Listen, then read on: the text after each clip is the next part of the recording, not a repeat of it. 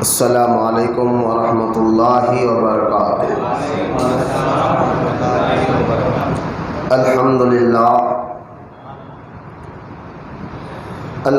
للہ رب العالمین، والصلاۃ والسلام علی سید المرسلین وعلی آلہ واصحابہ اجمعین، اما بعد فاعوذ باللہ من الشیطان الرجیم، بسم اللہ الرحمن الرحیم۔ اہدنا الصراط المستقیم صراط الذین انعمت علیہم، آمنت باللہ صدق اللہ العلی العظیم۔ وقال اللہ تعالی فی شان حبیبہ الکریم، ان اللہ وملائکتہ یصلون علی النبی یا ایھا الذین آمنوا صلوا علیہ وسلموا تسلیما۔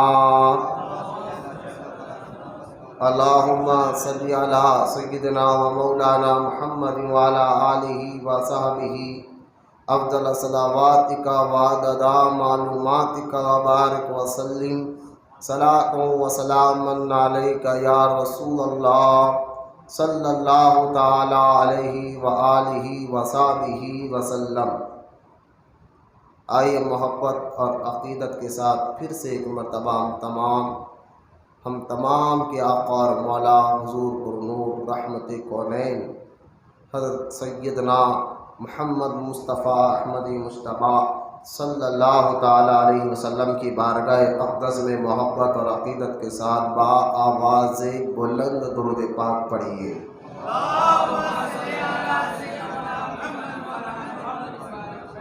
ابھی بھی کچھ لوگوں کی آواز نہیں لگی، پھر سے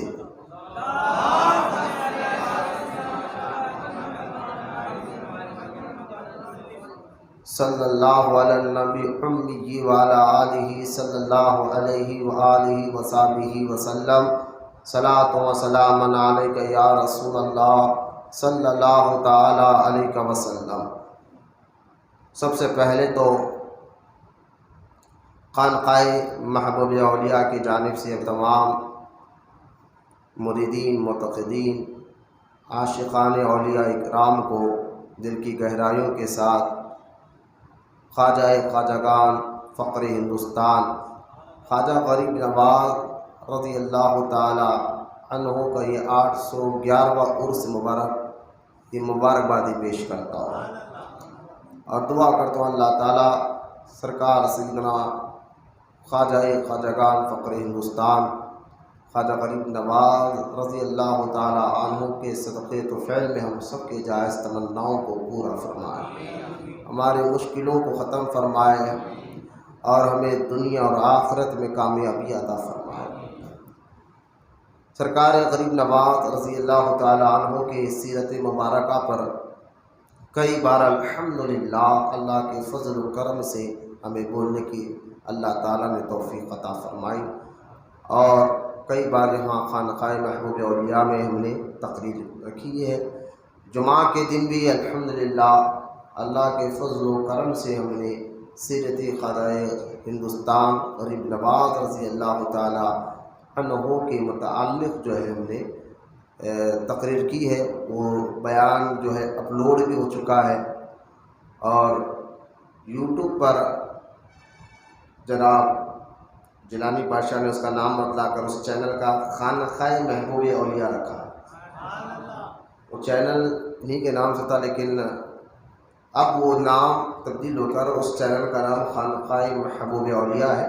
یوٹیوب پر وہ بیان اپلوڈ ہو چکا ہے، ضرور دیکھیں۔ آج کچھ اور ہٹ کر باتیں آپ کے سامنے میں رکھنے کی کوشش کروں گا۔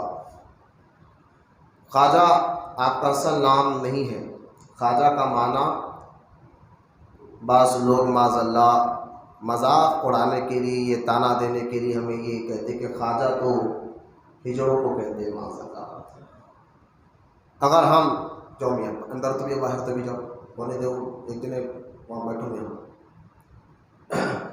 تھوڑا ادھر آ جاؤ، تم لوگ ادھر میرے سامنے اور چہرے کی طرف، میرے روبرو کتنا دور ہو۔ تو خواجہ غریب نواز رضی اللہ تعالیٰ عنہ کے متعلق پہلے یہ نام خواجہ کا معاذ اللہ اس طرح سے مذاق لے کے کہتے ہیں وہاں بھی بدعقیدہ، تو خواجہ کا اگر ہم عربی ڈکشنری میں اس کا لغت میں اس کا نام تلاش کرتے تو خواجہ کا معنی آقا اور سردار کے ہوتے ہیں، اور جو ہے آپ کا اصل نام سید حسن ہے۔ آپ کا اصل نام کیا؟ سید حسن، آپ کا یہ اصل نام ہے۔ ادھر وہ جبار بھائی کے پاس ہے، آپ کے کس کے ساتھ ہے؟ خالو کے ساتھ ہے، ماشاءاللہ، ٹھیک ہے۔ درود پاک پڑھیں مرتبہ، اللہم صلی علی سیدنا محمد وعلی آل سیدنا محمد وبارک وسلم، صلاۃ و سلام علیک یا رسول اللہ صلی اللہ تعالی علیہ وسلم۔ اور لہٰذا آپ کا اصل نام سید حسن ہے۔ آپ ہندوستان کے سارے ولیوں کے سردار ہیں، اس لیے آپ کو خواجہ آقا سردار کہہ کر پکارا جاتا ہے۔ اور آپ کا جو حضور صلی اللہ علیہ وسلم نے آپ کو ٹائٹل دیا ہے، لقب دیا غریب نواز کو، وہ معین الدین ہے۔ اور ایک روایت میں آتا ہے عطائے رسول بھی کہا گیا ہے۔ معین الدین کا معنی ہے دین کی مدد کرنے والا۔ غوث پاک رضی اللہ تعالیٰ عنہ کا بھی ایک ٹائٹل اللہ تعالیٰ نے غیبی طور پر عطا فرمایا تھا۔ آپ کا ایک لقب ہے غوث اعظم کا محی الدین، محی الدین، حاتم محی الدین، اس کا معنی ہے دین کو زندہ کرنے والا۔ اور غریب نواز کو ٹائٹل ملا رسول پاک کے دربار سے معین الدین، یعنی دین کی مدد کرنے والا۔ اور اللہ کا شکر ہے محی الدین بھی ہمارے ہیں، معین الدین بھی ہمارے ہیں، الحمدللہ۔ اللہ کا لاکھ لاکھ شکر احسان ہے۔ اعلیٰ حضرت رحمۃ اللہ تعالیٰ علیہ اس لیے تو فرماتے کیسی آقاؤں کا بندہ ہوں میں تو رضا، کیسے آقاؤں کا بندہ ہوں میں تو رضا، بول والے میرے سرکاروں کے ہیں۔ اور اعلیٰ حضرت آگے فرماتے ہیں تجھ سے در، در سے سگ، سگ سے ہے نسبت مجھ کو، تجھ سے در، در سے سگ، سگ سے ہے نسبت مجھ کو، میرے گلے میں بھی ہو دور کا ڈورا تیرا۔ اب سرکار غریب نواز رضی اللہ تعالیٰ عنہ کہاں پیدا ہوئی، آپ کا بچپن کیسا تھا، آپ کی نوجوانی کیسی تھی، پھر کیسا آپ نے علم حاصل کیا، ساری ڈیٹیل اپنے جمعہ میں بیان کی ہے۔ اور کیونکہ آپ حضور سرکار غریب نواز رضی اللہ تعالیٰ عنہ پیدائشی طور پر ولی ہیں۔ ولی کے معنی کئی مرتبہ میں بیان کر چکا ہوں۔ ولی کا لفظ آتا ہے تو ولی کا معنی اگر ہم قرآن اور حدیث میں بھی دیکھیں اور لغت میں بھی دیکھیں، ولی واو لام یا ولی، تو یہ جو لفظ ہے اگر یہ ہے عربی لیکن اس کا معنی ہے بہت ہے۔ ولی کا معنی قرآن پاک میں موجود ہے، کئی آیتوں میں ولیون آیا ہے، اللہ کے صفاتی نام میں سے بھی ایک نام ہے۔ ولی کا معنی مدد کرنے والا، ولی کا معنی دوست، ولی کا معنی اللہ کے قریب یعنی قریب ہونے والا، تو لہذا ولی اللہ یعنی اللہ کے قریب۔ ولی اللہ، اللہ تو کہتا ہے یہ ولی اللہ ہے، ملا کہہ رہے ہیں غیر اللہ ہے، تو غیر اللہ تو یہ وہاں بھی بدعقیدہ کرتا ہے، لیکن ولی اللہ اللہ کے قریب ہے۔ ولی اللہ کا معنی اگر ڈکشنری میں نے آپ کو بتا دیا، قریب کے بھی ہے، مدد کرنے والے کے بھی ہے، رہنما کرنے والے، رہنمائی کرنے والے کے بھی ہے۔ اور ولایت ایک لفظ آپ نے اکثر سنا ہوگا، ولایت، ولایت یعنی یوں سمجھے کہ ولایت اس کو کہتے ہیں کہ جب سالک یعنی مریدوں میں سالک مرید فنا فی الشیخ ہو کر، یعنی شیخ پیر کی محبت میں فنا ہو کر فنا فی رسول تک پہنچتا ہے، اور فنا فی رسول ہو کر یعنی رسول پاک کا سچا عاشق ہو کر فنا فی اللہ کے مقام پر پہنچتا ہے، پھر اللہ تعالیٰ اس کو اپنے فضل سے اس کو باقی باللہ بنا دیتا ہے۔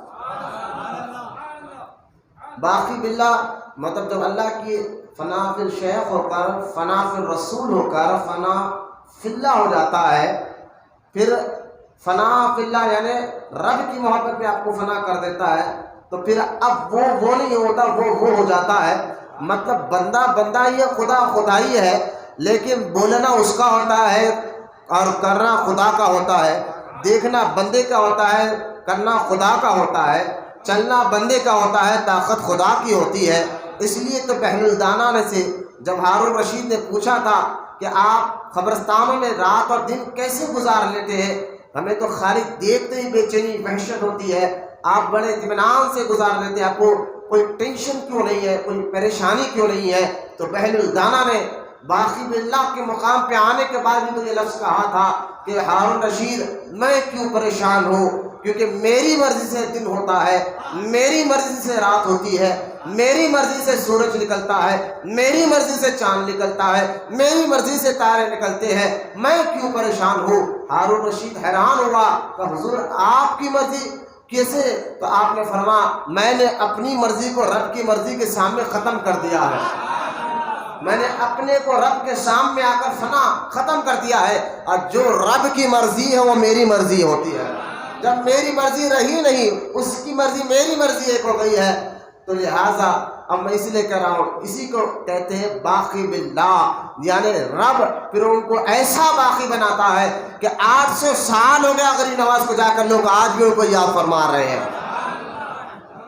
کس طرح ان کی یاد کو باقی رکھا، کس طرح ان کے مزارات کو باقی رکھا، کس طرح ان کے فیضان کو اللہ تعالیٰ باقی رکھا۔ تو یہ باقی باللہ کے مقام پہنچنے پر پھر ان کے گنبد بھی چمکتے ہیں، ان کے مزارات بھی چمکتے ہیں، ان کا نام بھی چمکتا ہے، اور جو ہے ان کے جو ہے فیضان بھی چمکتا ہے۔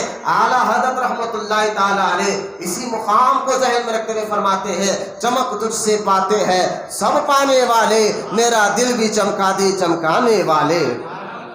یہ بڑے آسان انداز میں آپ کو سمجھا رہا ہوں۔ رب سے محبت ہو کر پیر سے رسول، پھر رب، باقی باللہ ہو جاتا ہے بندہ، تو رب پھر اپنے تجلیات بندے میں ڈالتا ہے، رب اپنا صفات کا مظہر بندے کو بنا دیتا ہے۔ وہ کیسے؟ تو آسان لفظوں میں مولانا روم رحمۃ اللہ تعالیٰ علیہ جو مثنوی شریف میں آپ نے یہ مثال دے کر ہمیں سمجھائی ہے کہ کس طرح بندے کو اللہ اپنا مظہر بناتا ہے، کس طرح بندے کو اللہ تعالیٰ اپنی صفت دیتا ہے، اپنا جلوہ دیتا ہے۔ وہ کیسے؟ تو مولانا روم فرماتے ہیں دیکھو اس کی ایک مثال ہے، بولے آگ کا کام جلانا ہے، لیکن اسی آگ میں لوہے کو کچھ گھنٹے رکھ دو تو لوہے کا کام تو جلانا نہیں ہوتا نا، لیکن آگ میں رکھ دو تو آگ اپنا اثر لوہے کو دے دیتا ہے، آگ اپنا اثر لوہے کو دے دیتا ہے۔ اب آگ میں سے لوہے کو نکالو، اب اس لوہے کو بھی ہاتھ نہیں لگا سکتے، جلانا تو آگ کا کام ہے، لیکن لوہا آگ کی صحبت میں رہ کر ایسا اثر لے لیا آگ کا، اب لوہے کو بھی ہاتھ لگے گا تو ہاتھ جل جائے گا، لوہے کو بھی ہاتھ لگاؤ تو ہاتھ جل جائے گا۔ مولانا روم فرماتے ہیں عقل سے کام لو، جب آگ میں یہ خوبی ہے کہ وہ اپنا اثر دیتی ہے، آگ میں یہ خوبی ہے اپنا اثر اپنے سنگت والوں کو دیتی ہے، تو رب اپنے مظہر کا کسی کو جلوہ بنا دے، اپنے صفت کا کسی کو مظہر بنا دے، تو اس میں تجھے تعجب کی کیا بات ہے؟ پھر لوہا آگ کا اثر لینے کے قابل ہوتا ہے، لوہا آگ کا اثر لینے کے قابل ہوتا ہے، تو کیا ولی اللہ، اللہ کا دوست، اللہ کے قریب رہنے والا اللہ کی صفت کا مظہر نہیں بن سکتا؟ بالکل بن سکتا ہے، اور لہٰذا جب وہ اللہ کی صفت کا مظہر بن جاتے ہیں تو پھر وہ باقی باللہ ہو جاتے ہیں۔ ہر ولی باقی باللہ ہے، ہر ولی باقی باللہ کے مقام پر ہے۔ اس لیے 800 سال سے کوئی غوث اعظم کو نہیں بولتا، کوئی غریب نواز کو نہیں بولتا، کوئی اولیاء کرام کو نہیں بولتا، کیونکہ یہ فنا فی الشیخ، فنا فی الرسول اور باقی باللہ کے مقام سے آگے پہنچ چکے ہیں۔ اللہ اپنے فضل سے ان کے ذکر کو باقی رکھتا ہے، اللہ اپنے فضل سے ان کے مزارات کو باقی رکھتا ہے، اللہ اپنے فضل سے ان کے فیضان کو باقی رکھتا ہے۔ اور پھر اسی کو دوسرے لفظوں میں ولایت کہہ لیں، جب بندہ باقی باللہ ہو جاتا ہے تو اس کو دوسرے لفظوں میں ولایت کہہ لیں، کیا کہہ لیں؟ ولایت مل جاتی ہے، اور ولایت ملتی ہے تو ولایت کے بارے میں ہمارے بزرگان دین، ہمارے مشائخ، ہمارے علماء نے فرمایا کہ ولایت کی بھی 3 قسمیں ہوتی ہیں۔ ولایت آپ سمجھ گئے، ولایت کے 3 قسمیں بیان فرمائی گئی ہے۔ ایک ولایت فطری ہوتی ہے، ایک ولایت کسبی ہوتی ہے، اور ایک ولایت عطائی ہوتی ہے۔ فطری، کسبی، عطائی۔ فطری ولایت تو ماں پیٹ ولی پیدا ہو، محبت سے سبحان اللہ۔ ماں پیٹ، ولایت کا معنی ذہن میں رکھتے ہیں، اس کو مسئلے کو سمجھیں۔ ماں پیٹ جو ولی پیدا ہوتا ہے اس کو فطری ولایت کہتے ہیں، اور جو دنیا میں پیدا ہوا ولی تو نہیں تھا، یعنی اللہ کے قریب تو نہیں تھا، شریعت کی پابندی کر کر، طریقت کی پابندی کر کر پھر وہ اللہ کے قریب ہوتے جاتا ہے، محنت کر کر، سنت اور نوافل کی کثرت۔ یہ جو فطری ولایت والے ہوتے ہیں یہ بھی شریعت کی پابندی کرتے ہیں، لیکن میں آپ کو جو ہے نا کسبی ولایت کے بارے میں، تو یہ بھی محنت میں مشقت مجاہدہ کر کر اللہ کے قریب ہوتے، تو پھر اللہ ان کو اپنی ولایت عطا فرماتا ہے، اپنا قرب عطا فرماتا ہے۔ تو یہ کہتے ہیں کسبی ولایت۔ اور ایک ہوتا ہے عطائی، یعنی وہ تو تھا کچھ لیکن کسی نے نظر ڈال کر بنا دیا کچھ، ہے نا۔ غوث اعظم کے دربار میں چور آیا، غوث پاک نے نظر ڈال کر خطب بنا دیا۔ یہ عطائی ہے کہ اسی لیے کسی کہنے والے نے کیا خوب کہا، تو نے پی کتابوں سے میں نے پی نگاہوں سے، فرق ہے بہت آتا تیرے میرے پینے میں۔ یہ نظر اللہ تعالیٰ اولیاء کو عطا فرماتا ہے، اگر وہ نظر بھر کر دیکھ لے، نظر بھر کر کسی کو دیکھ لے۔ انسان تو انسان، جنید بغدادی کا واقعہ پڑھ کر میں حیران ہوا کہ صرف ایک مرتبہ جنید بغدادی نے ایک کتے کو نظر بھر کر دیکھ لیا تھا کہ یہ جہاں بھی میں بیان کے لیے جاتا ہوں یہ کتا آ کر دور بیٹھ کر مجھے تکتے رہتا ہے، 1 بار 2 بار 3 بار، بعد میں نظر بھر کر اس کو دیکھا۔ جب دیکھا تو روایت میں آتا ہے کہ پورے بغداد شریف میں کتا جہاں بھی جاتا، جہاں بھی بیٹھتا، 50-60 کتے ارد گرد اس کو دیکھتے بیٹھ جاتے۔ یوں جنید نظر میں اثر ہوتا ہے۔ بری نظر کے بارے میں حدیث آپ نے نہیں سنی کہ نظر لگے پیٹ میں درد ہوتا ہے، نظر لگے پتھر کے 2 ٹکڑے ہو جائیں، یہاں تک کہ حضور نے فرمایا کہ بری نظر سے بندہ خبر تک بھی پہنچ جاتا ہے، حالات ایسے ہو جاتے ہیں خبر تک بھی ہو جاتا ہے۔ جب بری نظر میں اثر ہے تو اللہ کے محبوبوں کا نظر کیسا ہوگا، ہے نا۔ اور اس کے بارے میں بھی حدیث ہے، سرکار نے فرمایا مومن کی نظر سے ڈرو، یہ اللہ کے نور سے دیکھتا ہے۔ یہ نظر پانے کے لیے پھر مریدین نے سارا وقت گزارا مرشد ان کی خدمت میں۔ لہٰذا یہ جو غریب نواز رحمۃ اللہ تعالیٰ علیہ ہے، ولایت کے اس مقام پر ہے کہ آپ فطری ولی پیدا ہوئے، فطرتن ولی پیدا ہوئے، ماں پیٹ ولی پیدا ہوئے، کسبی عطائی نہیں، ماں پیٹ ولی پیدا ہوئے، بولے سبحان اللہ۔ اور اسی لیے قرآن پاک میں سورہ قصص میں اللہ تعالیٰ ارشاد فرماتا ہے وَرَبُّكَ يَخْلُقُ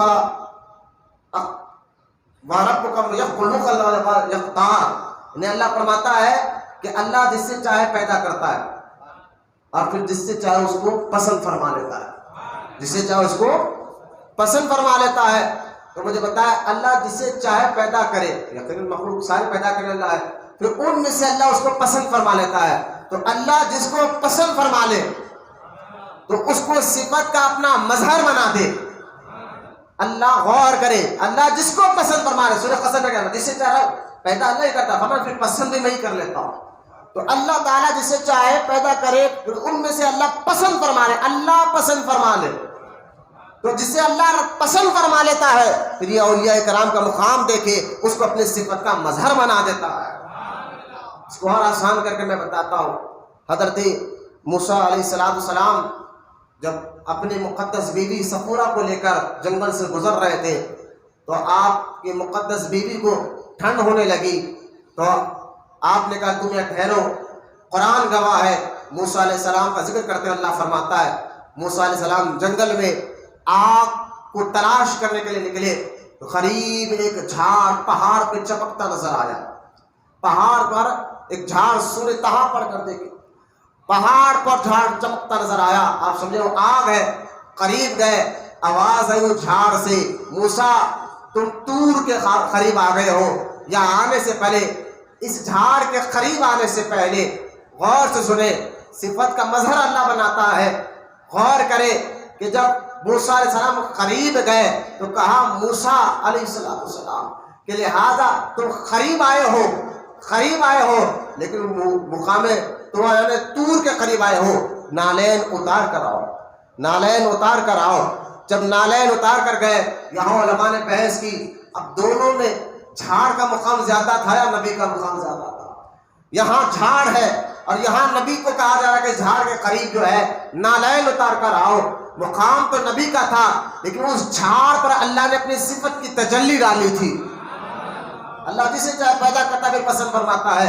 اللہ تعالیٰ، لوگ کہیں گے کس طرح اللہ مظہر بناتا ہے؟ میں نے کہا پھر دیکھو کہ اللہ تعالیٰ نے اس جھاڑ پر اپنی صفت کی تجلی ڈالی۔ آواز آئی موسیٰ علیہ السلام جب نالین اتار کر آؤ، قریب آؤ، میں تمہارا رب ہوں۔ تو اللہ تعالیٰ جھاڑ پر اپنی صفت کی تجلی ڈالے، اس کو پسند کر لے تو اس کو اپنی صفت کا مظہر بنا دے، وہ جھاڑ بڑھنے لگ جائے۔ علماء فرماتے تعجب ہے، جو کلمہ پڑھنے والا بزرگ ہو، جو شریعت کا پابند ہو، اللہ اگر اس کو اپنے صفت کا مظہر بنا دے تو اس کو نور العلا نور بنا دیتا ہے۔ جھاڑ پر اپنی تجلی ڈالے، قرآن ہے، کوئی مولوی انکار نہیں کر سکتا۔ سورہ طٰہٰ پڑھ کر دیکھیں، جھاڑ پر اللہ نے تجلی ڈالی، جھاڑ بولنے لگا میں خدا ہوں، یعنی تجلی سے آواز آنے لگی۔ معاذ اللہ، خدا جھاڑ خدا نہیں تھا، تجلی سے آواز آنے لگی ہے نا۔ تو جب اللہ جھاڑ پر اپنی تجلی ڈال سکتا ہے تو غوث اعظم پہ کیسی ڈالی ہوگی؟ تھوڑا ذہن میں لگاؤ، پھر غریب نواز پر کیسی تجلی ڈالی ہوگی؟ بھائی اصل جلوے اسی کے ہوتے ہیں، اصل جلوے اسی کے ہوتے ہیں، ظاہر کسی سے ہوتے ہیں۔ مجھے بتایا ایک ٹیوب لائٹ میں روشنی ہے تو کیا ٹیوب لائٹ کا خود کمال ہے؟ بلکہ کرنٹ کا کمال ہے، کرنٹ گیا روشنی ختم۔ تو بس یہی تو بات ہے کہ غریب نواز میں خود سے کچھ کمال نہیں تھا، کمال تو رب کا ہے۔ ظاہر غریب نواز سے ہو رہی ہے، کمال تو رب کا ہے، ظاہر غوث اعظم سے ہوا کرتی ہے، کمال تو رب کا ہے، ظاہر اولیاء اور انبیاء سے ہوا کرتی ہے۔ آپ کبھی غور کیا، کم آتے ہیں ان سے غریب نواز پر اور غریب نواز کا ذکر کرتے ہیں، غوث اعظم کا ذکر کرتے ہیں، محبت ہمارے اللہ سے بڑھ جاتی ہے۔ ہم ابو بکر کا ذکر سننے آئے، محبت اللہ سے بڑھ گئی۔ عمر فاروق کا ذکر سننے آئے، محبت اللہ سے بڑھ گئی۔ عثمان غنی کا ذکر سننے آئے، محبت رب سے بڑھ جاتی ہے۔ مولا علی کا ذکر سننے آئے، محبت اللہ سے بڑھ جاتی ہے۔ تو مجھے بتائیے کہ ہم اولیاء کا ذکر کرتے ہیں، صحابہ کا ذکر کرتے ہیں، انبیاء کا ذکر کرتے ہیں، لیکن محبت رب سے بڑھ جاتی ہے۔ مطلب کیا ہے؟ کہا یہ تو ذریعے، اصل سب میں پیچھے جمال و کمال رب ہی کا ہوتا ہے۔ اگر آپ پریشان ہونا نہیں، بیٹا سیدھا بیٹھو، کمر میں درد ہے کیا تمہارا؟ اب پریشان ہونے کی ضرورت نہیں ہے۔ آپ یہ مزارات پر آتے ہیں، نالین اتار کر کیوں آ رہے ہیں، چپل اتار کر کیوں آ رہے ہیں؟ تو کہنا یہ صرف ادب کے لیے نہیں ہے۔ جہاں مزار دکھ رہی ہے، پتھر دکھ رہا ہے، غلاف دکھ رہا ہے، اصل اس میں تجلی ہے، اس میں تجلی ہے جن پر رب نے ڈالی ہے۔ وہ تجلی کے جلوہ ہے، مزار پر بھی نظر آتا ہے، گنبد پر بھی نظر آتا ہے۔ دیکھنے والے کا نظریہ ہوتا ہے نا۔ الوؤں کو دن میں بھی نظر نہیں آتا۔ اگر تجھے نظر نہیں آ رہا تو الو ہے، ہم کیا کریں؟ اگر یہاں نظر آنا ہے تو تجھے ابو بکر والی نظر لانا پڑے گا، فاروق اعظم والی نظر لانا پڑے گا۔ ابو بکر نے بھی حضور کو دیکھا، فرعون نے بھی حضور کو دیکھا۔ فرعون تو معاذ اللہ کہتا تھا یا رسول اللہ، ہمارے آقا کو فرعون کہتا تھا آپ کے جیسا چہرہ، معاذ اللہ میں وہ الفاظ دہرانا نہیں چاہتا، لیکن حدیث میں آتا ہے پھر ابو جہل نے کہا تھا کہ آپ کا جیسا چہرہ، تو کوئی معاذ اللہ غلط الفاظ استعمال کرے۔ ابو بکر کھڑے ہوئے، کہا یا رسول اللہ آپ کے جیسا چہرہ، آپ جیسے حسین جمیل کو کسی نے ماں نے جنا ہی نہیں ہے۔ سرکار نے فرمایا ابو جہل نے بھی سچ کہا، ابو بکر نے بھی سچ کہا۔ صحابہ نے پوچھا دونوں سچے کیسے ہو سکتا ہے؟ سرکار نے فرمایا میں تو آئینہ ہوں، میں تو آئینہ ہوں۔ ابو جہل آیا اپنا چہرہ دیکھا، ابو بکر آئے اپنا چہرہ دیکھے۔ बोलो मोहम्मद से सुभान अल्लाह। तो ये उन लोगों को नजर नहीं आता, मज़ार पर नूर हमें नजर नहीं आता, गिलाफों पे नूर हमें नजर नहीं आता। कहा जिसका दिल पत्थर की तरह हो गया हो, जिसका दिल सियाह हो गया हो, उन्हें नूर नजर कहाँ आता है? जो नबी को नूर वाला मानता है और जो नूर कहकर पुकारता है, उनको नूर मज़ारों पर भी आता है, गिलाफों पर भी आता है, गुम्बदों पर भी आता है। इसलिए हम नालैन उतार कर आते, चप्पल उतार कर आते बुजुर्गों के आस्थाने पर, कि जब अल्लाह अपनी तजल्ली झाड़ पर डाल दे तो वलियों पर क्यों नहीं डालेगा? डालता है, अपनी सिफत का मज़हर बनाता है, तभी तो उनके मज़ारात चमकते हैं, उनका नूर, उनका चेहरा चमकता है, उनका ज़ाहिर चमकता है, उनका बातिन चमकता है। हद तो ये है जब दुनिया से जाते तो मज़ार भी चमकती है। लिहाजा ये बातें जहन में बिठाने के बाद आगे बढ़ते हैं। सरकार करीम नवाज रहमतुल्लाह ताला अलैह किस तरह की तजल्ली अल्लाह ताला ने ऊपर डाली, क्योंकि सिफतें किसी मूसवी मिलती है, किसी को सिफत इब्राहिमी मिलती है, किसी को सिफत नूह मिलती है, किसी को सिफत आदमी मिलती है, किसी को इब्राहिमी मिलती है, किसी को इस्माइली मिलती है, और किसी को नहीं, गौसे आज़म को सिफत मोहम्मदी मिली है, सिफत मोहम्मदी मिली है।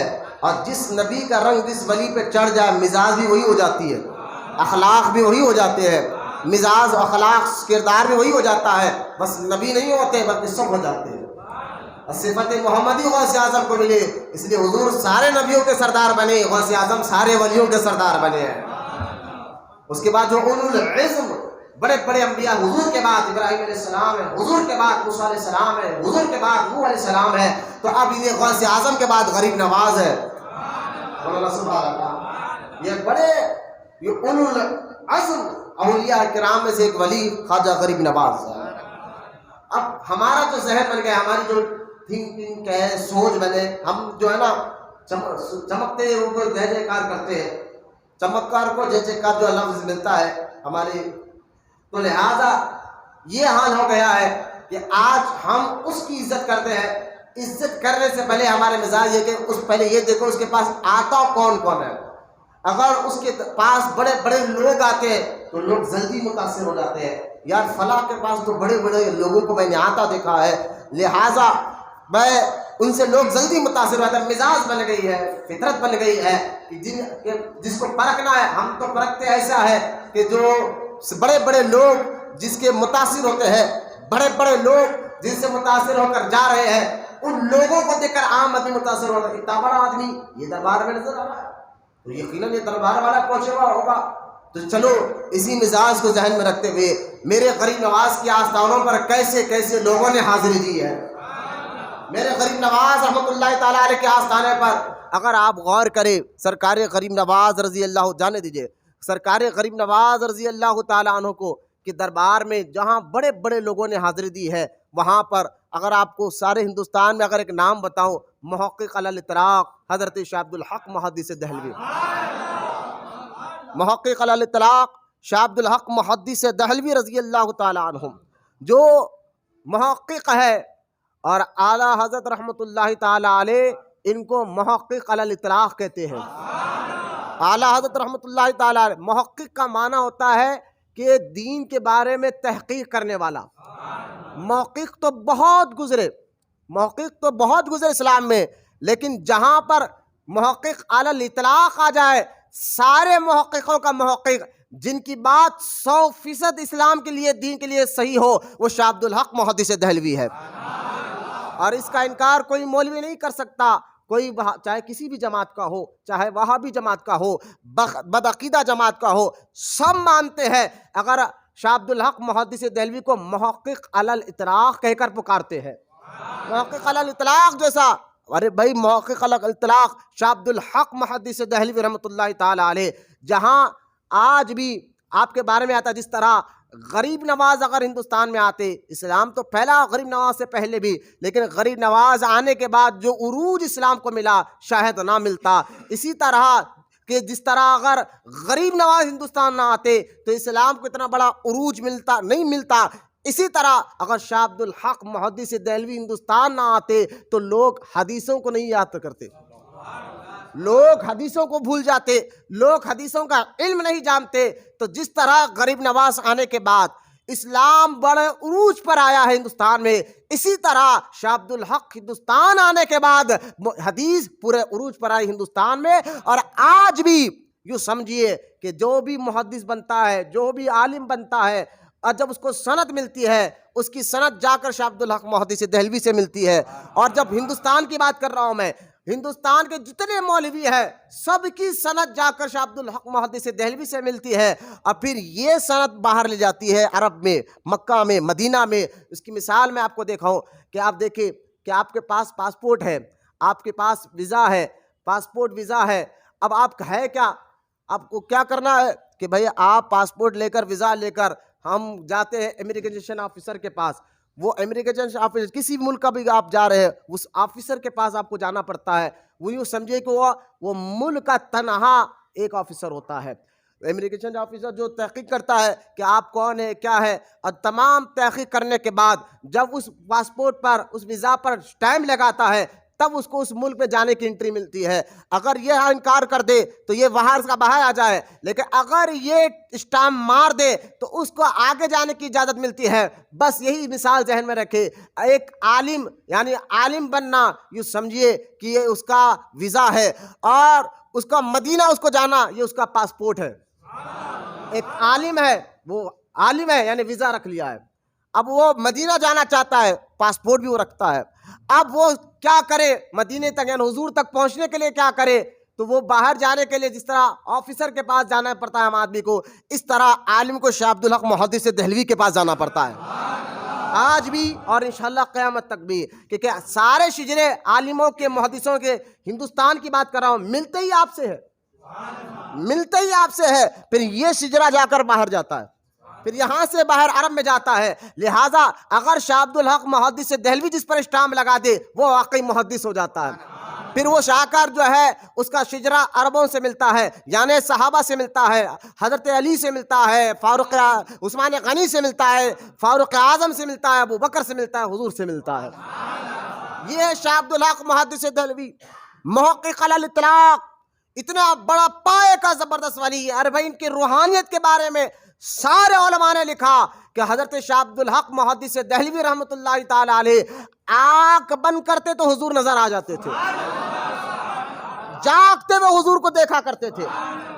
اپنے انہوں نے بھی لکھا، غیروں نے بھی اس بات کو لکھا کہ کوئی اس بات کا انکار نہیں کرتا، شاہ عبد الحق محدث دہلوی رحمۃ اللہ تعالی علیہ کو جاگتے ہوئے ایک نہیں کئی مرتبہ آپ کو سرکار مدینہ علیہ السلام کا دیدار ہوا ہے۔ یہ آپ کی روحانیت ہے سلسلے نقش بندیہ سے رکھنے والے، لیکن اتنا بڑا مؤدب ہے، ایسا ادب والے ہے۔ دیکھیں ادب جب تک آئے گا نہیں، ظاہر جب تک نہیں سدھرے گا، باطن ہم نتیجہ ہمارا باطن ہے، اور یہ باطن سدھرتا ہی ظاہر سے، باطن سدھرتا ہی ظاہر سے۔ اس لیے ایسی محفلوں میں چہرے اتار کر نہیں آنا، ظاہر کو بگاڑ کر نہیں آنا، ایسے پاک صاف ستھرے محفلوں میں اچھے کپڑے پہن کر آنا چاہیے، ہو سکے تو نئے کپڑے پہن کر آنا چاہیے، سج دھج کر آنا چاہیے، خوشبو لگا کر آنا چاہیے، کیونکہ ظاہر اگر سدھر رہا ہے تو باطن پر اس کا اثر ہوتا ہے۔ اس کی ایک مثال دیکھ لیں آپ، اگر آپ کسی کو سامنے کسی کے پر غم ہوتا ہوا دیکھیں تو آپ دیکھتے آنکھوں سے ہے لیکن غم دل پر محسوس کرتے ہیں، کسی کو خوش دیکھتے ہیں تو دیکھتے آنکھوں سے ہے لیکن اس کا اثر دل پہ ہوتا ہوا دیکھتے ہیں۔ اسی طرح کسی چیز کو خوف زدہ ہوتا ہوا دیکھ لیا آپ، اپنی دیکھتے آنکھوں سے ہے، ڈر رہے ہیں لیکن اس کا اثر دل پر ہو رہا ہے۔ تو یہی تو آپ کو سمجھانا چاہ رہا ہوں کہ شریعت ظاہر ہے اور اس کا اثر باطن پہ پڑتا ہے۔ اگر ظاہر ہمارا پاک و صاف ہو پھر اس کا مزاج پہ بھی اثر ہوتا ہے، ظاہر ہمارا پاک اور صاف ہو اس کا اثر دل پر بھی ہوتا ہے، ظاہر ہمارا شریعت کے مطابق ہو تو پھر اس کا اثر روح پر بھی ہوتا ہے۔ حضرت شاہ عبداللہ ایسی محفلوں میں اپنے ظاہر کو سوار کرانا چاہیے، اپنے ظاہروں کو سوار کرانا چاہیے۔ شاہ عبد الحق محدث دہلوی کو سمجھنا ہے، مزاجوں کو سوارو، ظاہر کو سوارو، کہ ایسا بڑا مؤدب آدمی حضرت شاہ عبد الحق محدث دہلوی نے حضور غوث پاک کی کتاب کے فارسی میں اس دور میں 500 سال پہلے آپ نے فارسی میں شرح لکھی تھی فتوح الغیب کی، غوث اعظم کی کتاب ہے فتوح الغیب، اس کی شرح شاہ عبد الحق محدث دہلوی نے لکھی تھی فارسی زبان میں۔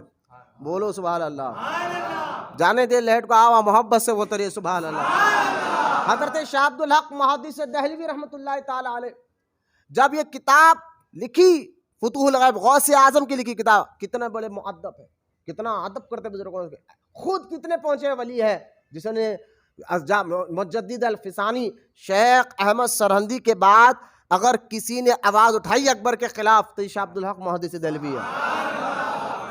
مجدد الفسانی بازار میں روڈ پر باہر نکال کر آواز نکالے اور شاہ عبدالحق محدث دہلوی مدرسے میں بیٹھ کر طلباء کو سمجھایا ہے. شاہ عبدالحق محدث دہلوی کی روحانیت کیا بتاؤ, کتنا بڑے مؤدب ہے. میں نے ابھی بتا دیا کہ کیسے یہ آفیسر ہے. جب تک ان کا اسٹام نہ ہو کو کسی کو شیرہ کا نسب نہیں ملتا, یعنی کسی محدث کو اس کی کڑی باہر جا کر صحابہ سے نہیں ملتی. یہ ایسے بڑے محدث ہے شاہ عبدالحق محدث دہلوی جن کو اعلیٰ حضرت علی الاطلاق کہتے ہیں, محقق علی الاطلاق کہتے ہیں. حضرت شاہ عبدالحق محدث دہلوی نے اس کتاب کو لکھا, غوث پاک کی کتاب فتوح الغیب کو فارسی میں لکھا اور لکھ کر اپنے شاگردوں کو دیا. شاگردوں نے پڑھا اور پڑھ کر کہا حضور کتاب کی شرح تو آپ نے لکھ دی لیکن اس کتاب میں کہیں پر بھی آپ کا نام لکھا ہوا نہیں ہے, آپ نے اپنا نام نہیں لکھا. فرما کہ میں نے اس کی شرح کی ہے, یہ آپ نے نہیں لکھا. تو شاگردوں نے کہا حضور یہ کیسے معلوم ہوگا لوگوں کو, آپ نے اس میں آپ نے شرح کی اور آپ نے اپنا نام نہیں لکھا. تو آپ فرماتے ہیں میں اور غوث اعظم کی لکھی ہوئی کتاب پر اپنا نام لکھوں. یہ ہوتا ہے فقر. اولیاء میں اس کو کہتے ہیں فقر, یعنی ان کا سینہ تکبر سے پاک, اکڑ سے پاک, اپنے آپ کو کچھ نہ سمجھنا, یہ ہوتا ہے فقر, اس کو کہتے ہیں. لہذا شاہ عبدالحق محدث دہلوی میں اور غوث پاک کی کتاب پر اپنا نام لکھوں, یہ میرے سے نہیں ہو سکتا. یہ ایسے مؤدب آدمی, یہ ایسے محدث آدمی, یہ ایسے محقق علی الاطلاق شخصیت اور روحانیت ایسی کہ جاگتے ہوئے حضور کو دیکھے, روحانیت ایسی کہ جاگتے ہوئے حضور کو دیکھے. اب یہ شخص غریب نواز کی بارگاہ میں پہنچ رہے ہیں. محبت سے سبحان اللہ. ابھی میں نے آپ کو کہا کہ کیسے محقق علی الاطلاق ہے, ایسے زبردست ولی جب پہنچے غریب نواز کے آستانے پر, بولو سبحان اللہ, کیا ہے میرے غریب نواز کا آستانہ, کیا میرے غریب نواز کی شان و عظمت ہے. حضرت حسن رضا خان رحمۃ اللہ تعالی علیہ جو اعلیٰ حضرت کے بھائی ہیں فرماتے ہیں واہ کیا مرتبہ ہے خواجہ ہند دربار, واہ کیا مرتبہ ہے خواجہ دربار تیرا, کبھی محروم لوٹا ہی نہیں مانگنے والا تیرا. حضرت شاہ عبدالحق محدث دہلوی رحمۃ اللہ تعالی علیہ جب حضور غریب نواز کے آستانے پر پہنچے, سوچے اپنے ذہن میں لائے. مختصر طور پر میں نے ان کی سیرت کو آپ کے سامنے رکھا ہے, علماء کی نظر میں ان کا مقام کیا میں نے آپ کے سامنے رکھا ہے.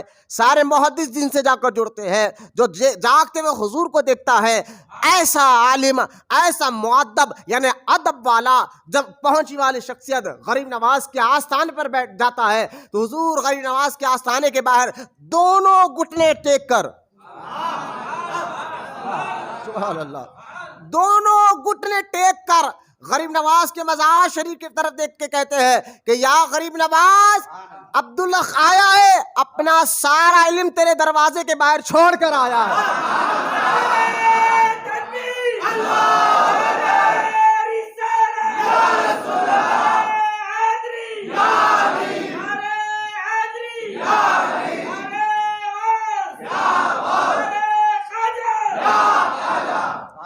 یہ اتنا بڑا محقق کہہ رہے ہیں آستانے غریب نواز پہ جا کر, آستانے غریب نواز پہ جا کر. اس لیے کبھی مایوس نہیں ہونا, ارے ہم وہاں جا کر بھائی ہم پریشان کیوں ہیں, ہم وہاں جا کر آئے, ہم ابھی تک ہماری پریشانی حل کیوں نہیں ہوئی. غریب نواز رحمۃ اللہ تعالی علیہ کے پاس مزار مبارک پر ایک نعت خواں بڑے پریشان ہو کر گیا تھا, بہت پریشان تھا. جب وہ پہنچا غریب نواز کے آستانے پر, حاضری دیا اور غریب نواز کو اپنے دل کا دکڑا سنایا اور سنا کر نعت پڑھنے لگا. شاید نعت پڑھوں گا تو کچھ نہ کچھ نذرانہ ملے گا, میرا بھی پیٹ چلے گا, گھر بھی میں پیسے بھیج سکوں گا. وہاں ٹھہر کر نعت پڑھنے لگا. 1 دن ہو گیا, 1 روپیہ نذرانہ نہیں ملا, 1 روپیہ نذرانہ نہیں ملا. اور وہ سارا دن ٹھہرا, نماز پڑھتا نعت پڑھتا, نماز پڑھتا نعت پڑھتا, منقبت پڑھتا, کچھ نہیں ملا. اور سارے دن میں ہر تھوڑی دیر کو قوال آتے رہے, قوالی پڑھتے رہے, ان کو بہت نذرانہ مل رہا ہے. یہ بڑا پریشان ہوا, میں نعت پڑھتا ہوں مجھے نذرانہ نہیں ملتا, اور یہ قوال آتا ہے بجاتا ہے, اس کو کچھ مل جاتا ہے, یہ چلا جاتا ہے. یہ بڑا پریشان ہوا, خاموش رہا, صبر کرا. سید بھی تھا, خاموش تھا، صبر کرا، کچھ نہیں کہا. دوسرا دن گزرا، سارا دن گزر گیا، خواروں کو تو نذرانے مل رہے ہیں، خواروں کو نذرانے مل رہے ہیں، لیکن حضرت وہ سید صاحب نعت پڑھنے والے وہ تو سارا دن گزر گیا، دوسرے دن بھی کچھ نہ ملا. 2 دن ہو گئے، تیسرا دن آیا، تیسرے دن پھر وہ نعت پڑھتے رہے، غریب نواز کی شان میں منقبت پڑھتے رہے، لیکن تیسرے دن بھی کچھ نہیں ملا. اور خوال آیا اپنا جھولی بھرتے جا رہا ہے، اب برداشت نہیں ہوا، بیت کی چھڑی ہاتھ میں تھی، مزار پر 3 بار مار کر کہا ایک خوال آتا ہے نہ نماز کے نہ روزے کے، وہ پڑھ کر آپ سے نذرانے لے کر چلے جاتا ہے، ہم تو شہید کے پابند ہیں، آپ کے خاندان سے ہے، ہمیں کچھ نہیں ملتا. غصے میں اس نے 3 چھڑی بھی مزار پر مار دی، واپس چلا گیا. رات میں سویا تو سرکار غریب نواز اس کے خواب میں تشریف لے کر آئے. رات میں سویا، سرکار غریب نواز اس کے خواب میں تشریف لے کر آئے اور لا کر اس کو اتنا نوازا. بولے یہ ساری دولت لے لے، یہ سارا پیسہ لے لے. کہا حضور آپ ہے کون؟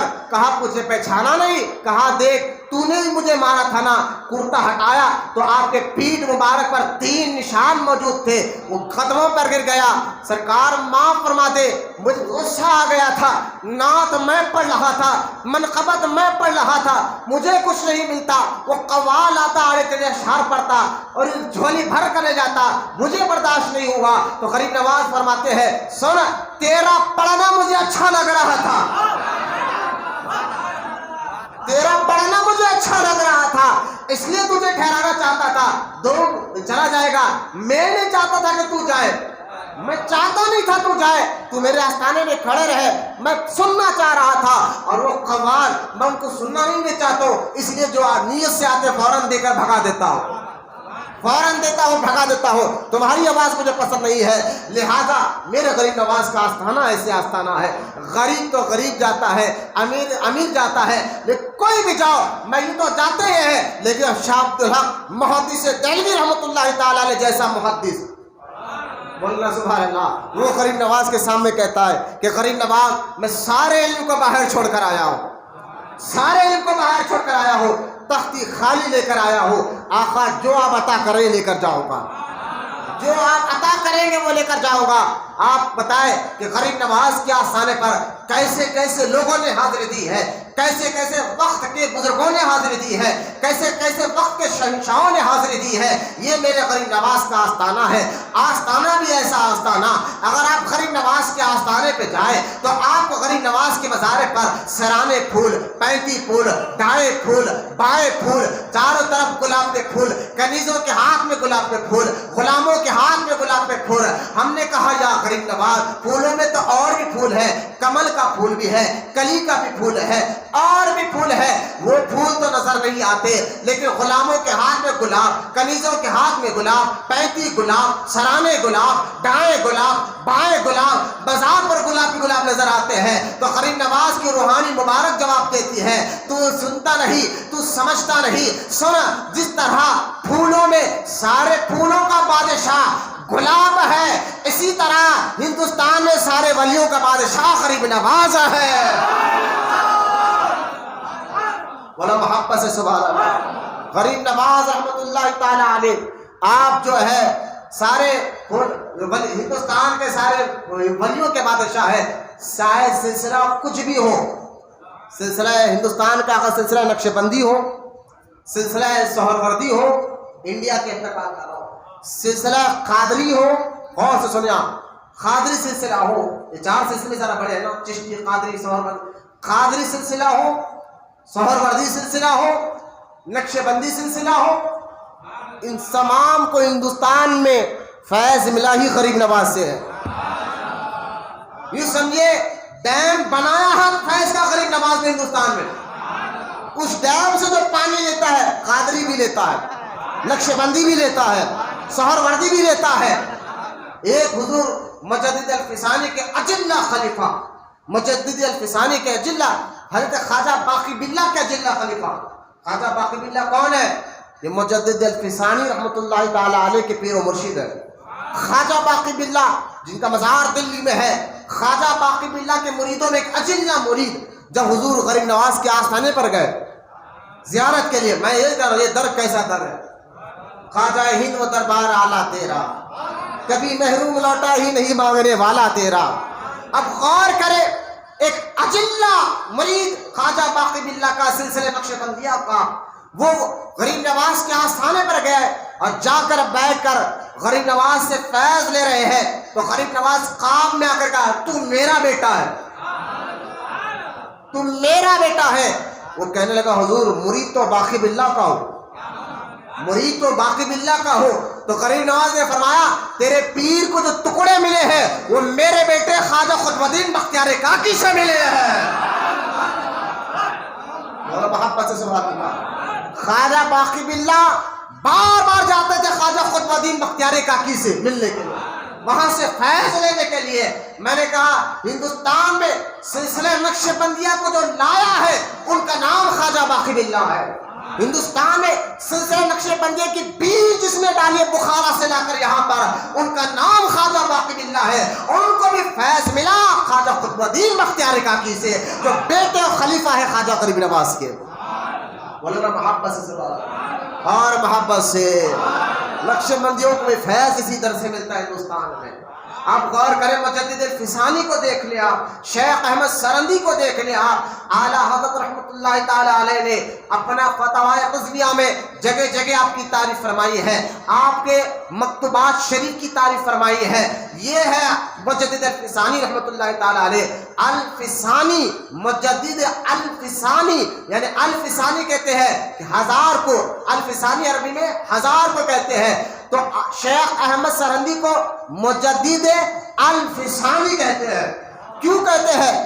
الفسانی کا معنی ہزار ہوتا ہے، لیکن آپ کو کیوں کہتے ہیں؟ تو کام آپ نے کیا تھا اکبر کے دور میں، کام ایسا کیا اکبر کے دور میں، اب 1000 سال تک وہ کام فیض پہنچاتے رہیں گے، انشاءاللہ قیامت تک فیض پہنچتا رہے گا۔ شیخ احمد سرندی کون؟ ان کے بارے میں علماء فرماتے ہیں ان کی کرامتیں ہم گن نہیں سکے۔ شیخ احمد سرندی کون؟ مجدد الفسانی کون؟ کہ علماء فرماتے ہیں کہ کرامتیں 500 سے زیادہ ہے۔ مجدد الفسانی کون؟ جو اکبر کے آنکھ میں آنکھ ملا کر کہتے ہیں اکبر تو غلط ہے۔ مجدد الفسانی کون؟ جو جہانگیر جن کے گھٹنوں کے بل آ کر بیٹھ کر کہتا ہے حضور تخت پر بیٹھ جائے۔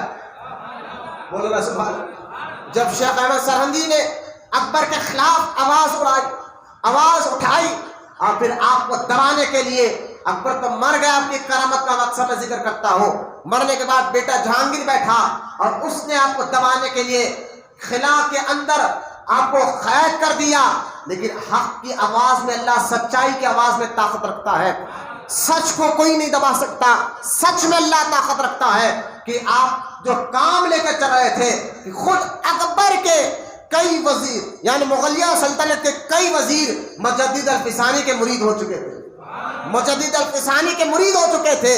جب انہوں نے دیکھا ہمارے پیر کو جہانگیر نے جیل میں بند کر دیا ہے، انہوں نے جہانگیر کے خلاف آواز اٹھائی اور آواز اٹھا کر جہانگیر کے خلاف ایک جنگ ہوئی دلی کے علاقے میں، اس میں جہانگیر ہارا گیا، تخت خالی تھا، جہانگیر ہار گیا، تخت خالی تھا۔ اب جہانگیر کے جو وزیر تھے جو اس کے خلاف لڑے تھے، مغلیہ سلطنت، ہندوستان کا تخت خالی ہے، مغلیہ سلطنت کے وزیر گئے جیل کے قریب اور اپنے پیر شیخ احمد سرندی کے سامنے ہاتھ باندھ کر کہا حضور تخت پر بیٹھ جائیے۔ آپ نے فرمایا تھا میں اور تخت کے لیے بیٹھوں، میں نے یہ کام اس لیے کیا ہی نہیں، تو حضور کرنا کیا؟ کہا جہانگیر کو پھر سے بٹھا دو، جہانگیر کو پھر سے بٹھا دو۔ جہانگیر کو بڑا افسوس ہوا، جن کو میں نے جیل میں ڈالا وہ چاہتے تو تخت پر بیٹھ بھی جاتے، لیکن بیٹھا تو جہانگیر نے اپنے ایک مرید کو، اپنے ایک خاص غلام کو کہا جاؤ، کہا حضرت باہر آ جائے، حضرت فرمایا نہیں میں نہیں آؤں گا۔ دوسری بار پھر جہانگیر کو بھیجا، حضرت چاہتے کیا ہے پوچھو۔ ایک غلام آیا، حضرت آپ چاہتے کیا ہے؟ آپ چاہتے کیا ہے؟ تخت چاہتے ہیں؟ جہانگیر آپ کو دیکھنے کے لیے تیار ہے۔ آپ کو خاص مشیر بننا چاہتے ہیں جہانگیر کے؟ جہانگیر آپ کو بنانے کے لیے تیار ہے، تخت دینے کے لیے تیار ہے، مشیر بنانے کے لیے تیار ہے۔ شیخ احمد سرندی نے فرمایا نہ مجھے تخت چاہیے، نہ میں جہانگیر کا خاص مشیر بننا چاہتا ہوں، نہ کوئی مالدار بننا چاہتا ہوں۔ حضور نہ آپ تخت چاہتے ہیں، نہ مالدار بننا چاہتے ہیں، نہ مشیر بننا چاہتے ہیں، آپ جیل سے باہر بھی آنا نہیں چاہتے ہیں، آپ چاہتے کیا ہے؟ تو آپ نے فرمایا اس غلام سے جا کر اپنے آقا یعنی جہانگیر سے کہہ دے میں چاہتا یہ ہوں کہ جو تیرے باپ اکبر نے شریعت میں خلط ملط کیا ہے اور سارے قانون کو مٹا دے اور پھر سے ہندوستان میں شریعت کا بول بالا ہو جائے، دین کا بول بالا ہو جائے۔ غلام دوسری مرتبہ اپنے آقا جہانگیر کے پاس گیا، اب تیسری مرتبہ غلام نہیں جہانگیر خود آیا، بولو نا سبحان اللہ، غلام نہیں جہانگیر خود آیا، خود آ گیا اور آ کر بیٹھ کر کہتا ہے حضور آپ آئیے تو صحیح، جیسا آپ چاہیں گے ایسا میں شریعت کا کام کر کر بتاؤں گا، سارے قانونوں کو ختم کر دوں گا، میرے باپ نے جو خلط ملط کی ہے سب مٹاؤں گا، غریب جو آپ چاہیں گے وہ کر کر بتاؤں گا۔ یہ شیخ احمد سرندی جن کی کرامتیں کوئی نہیں گن پایا، وہ شیخ احمد سرندی، میں شیخ احمد سرندی تو ہے ہی ہے مجدد الفسانی، ان کے بیٹے سید معصوم نقشبندی، سید معصوم نقشبندی یہ مجدد الفسانی کے بیٹے ہیں، عمر 5 سال ہے، بولو نا سبحان اللہ، عمر 5 سال ہے، 5 سال۔ یہ جب مسجد میں جا رہے ہیں نماز کے لیے تو مسجد کے باہر کچھ لوگوں چپلیں چھوڑ کر آتے نا، تو مسجد کے باہر چپلوں کو الگ الگ کر دیا۔ جب مریدوں نے دیکھا کہ شہزادے نے مسجد کے باہر چپلوں کو الگ الگ کر دیا ہے، آئے کہا شہزادے کیوں کیا ہے؟ کہا میں کچھ نہیں بتاؤں گا۔ والد آئے، کہا بیٹا تم نے مسجد کے باہر لوگوں کی چپلوں کو الگ الگ کیوں کیا؟ تو والد کے پوچھنے پر کہتے ہیں ابو یہ دوزخیوں کے ہیں یہ جنتیوں کے ہیں، بولو محبت سے سبحان اللہ۔ جن کے بیٹے کی روحانیت یہ ہو، جن کے بیٹے کی روحانیت یہ ہو، وہ شیخ احمد سرندی، وہ شیخ احمد سرندی جب یہ پہنچتے آستانے غریب نواز پر، ابھی شاہ عبدالحق محدث دہلوی کو آپ نے سنا، اب دیکھو شیخ احمد سرندی کو دیکھو، مجدد الفسانی کو دیکھو، جب آستانے غریب نواز پر پہنچتے ہیں، آستانے غریب نواز پر پہنچتے ہیں، دونوں گھٹنے ٹیک کر کہتے حضور غلام آیا ہے، حاضری کو قبول فرما لے، غلام آیا ہے حاضری کو قبول فرما لے۔ اندر سے خادم دوڑتا ہوا گیا، مزار شریف کا غلاف کا ٹکڑا آنکھ بند کر کر بیٹھے ہوئے ہیں، مزار مبارک کے غلاف کے ٹکڑے کو نکالا اور نکال کر دوڑتے ہوئے آیا اور شیخ احمد سرندی مجدد الفسانی کے ہاتھ میں دیا۔ آپ نے فرمایا یہ ہے کیا؟ کہا یہ غریب نواز کے مزار کا غلاف ہے، یہ غریب نواز کے مزار کا غلاف ہے۔ جیسے یہ سنا مجدد الفسانی نے اس غلاف کو پیشانی سے لگایا، آنکھوں سے لگایا، چوما، مرید کو بلا کر فرمایا جب میں مر جاؤں نا میری خبر میں تبرک کے طور پر یہ رکھ دینا، بولو محبت سے سبحان اللہ۔ یہ غریب نواز کا مقام و مرتبہ قدر والے جانتے ہیں، قدر شان اہل بیت، اہل بیت کے فرض ہے نا، قدر والے جانتے ہیں، قدر شان اہل بیت کو فرمایا گیا ہے۔ غور سے سمجھو کہ شیخ احمد سرندی وہاں سر جھکاتے ہیں، مجدد الفسانی وہاں ادب کے ساتھ جاتے ہیں، شاہ عبدالحق محدث دہلوی وہاں ادب کے ساتھ جاتے ہیں۔ میں کن کن بزرگوں کے بارے میں بولوں؟ بس یوں کہو کہ کسی کہنے والے نے کیا خوب کہا کہ غریب نواز کا آستانہ وہ آستانہ ہے جن کے آنگن میں ولیوں کو ٹہلتے ہوئے دیکھا ہے،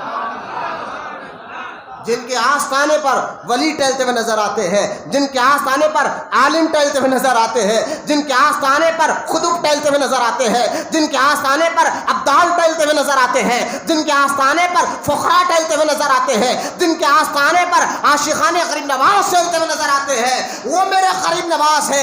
اللہ نے کیسا شان اور کیسا مقام و مرتبہ آپ کو عطا فرمایا ہے۔ سرکار غریب نواز رحمۃ اللہ تعالی علیہ، میں اس لیے چاہے نقش بندی ہو چاہے سہر وردی ہو، ملا ہی فیض یہاں پر، بولو نا سبحان اللہ، محبت سے۔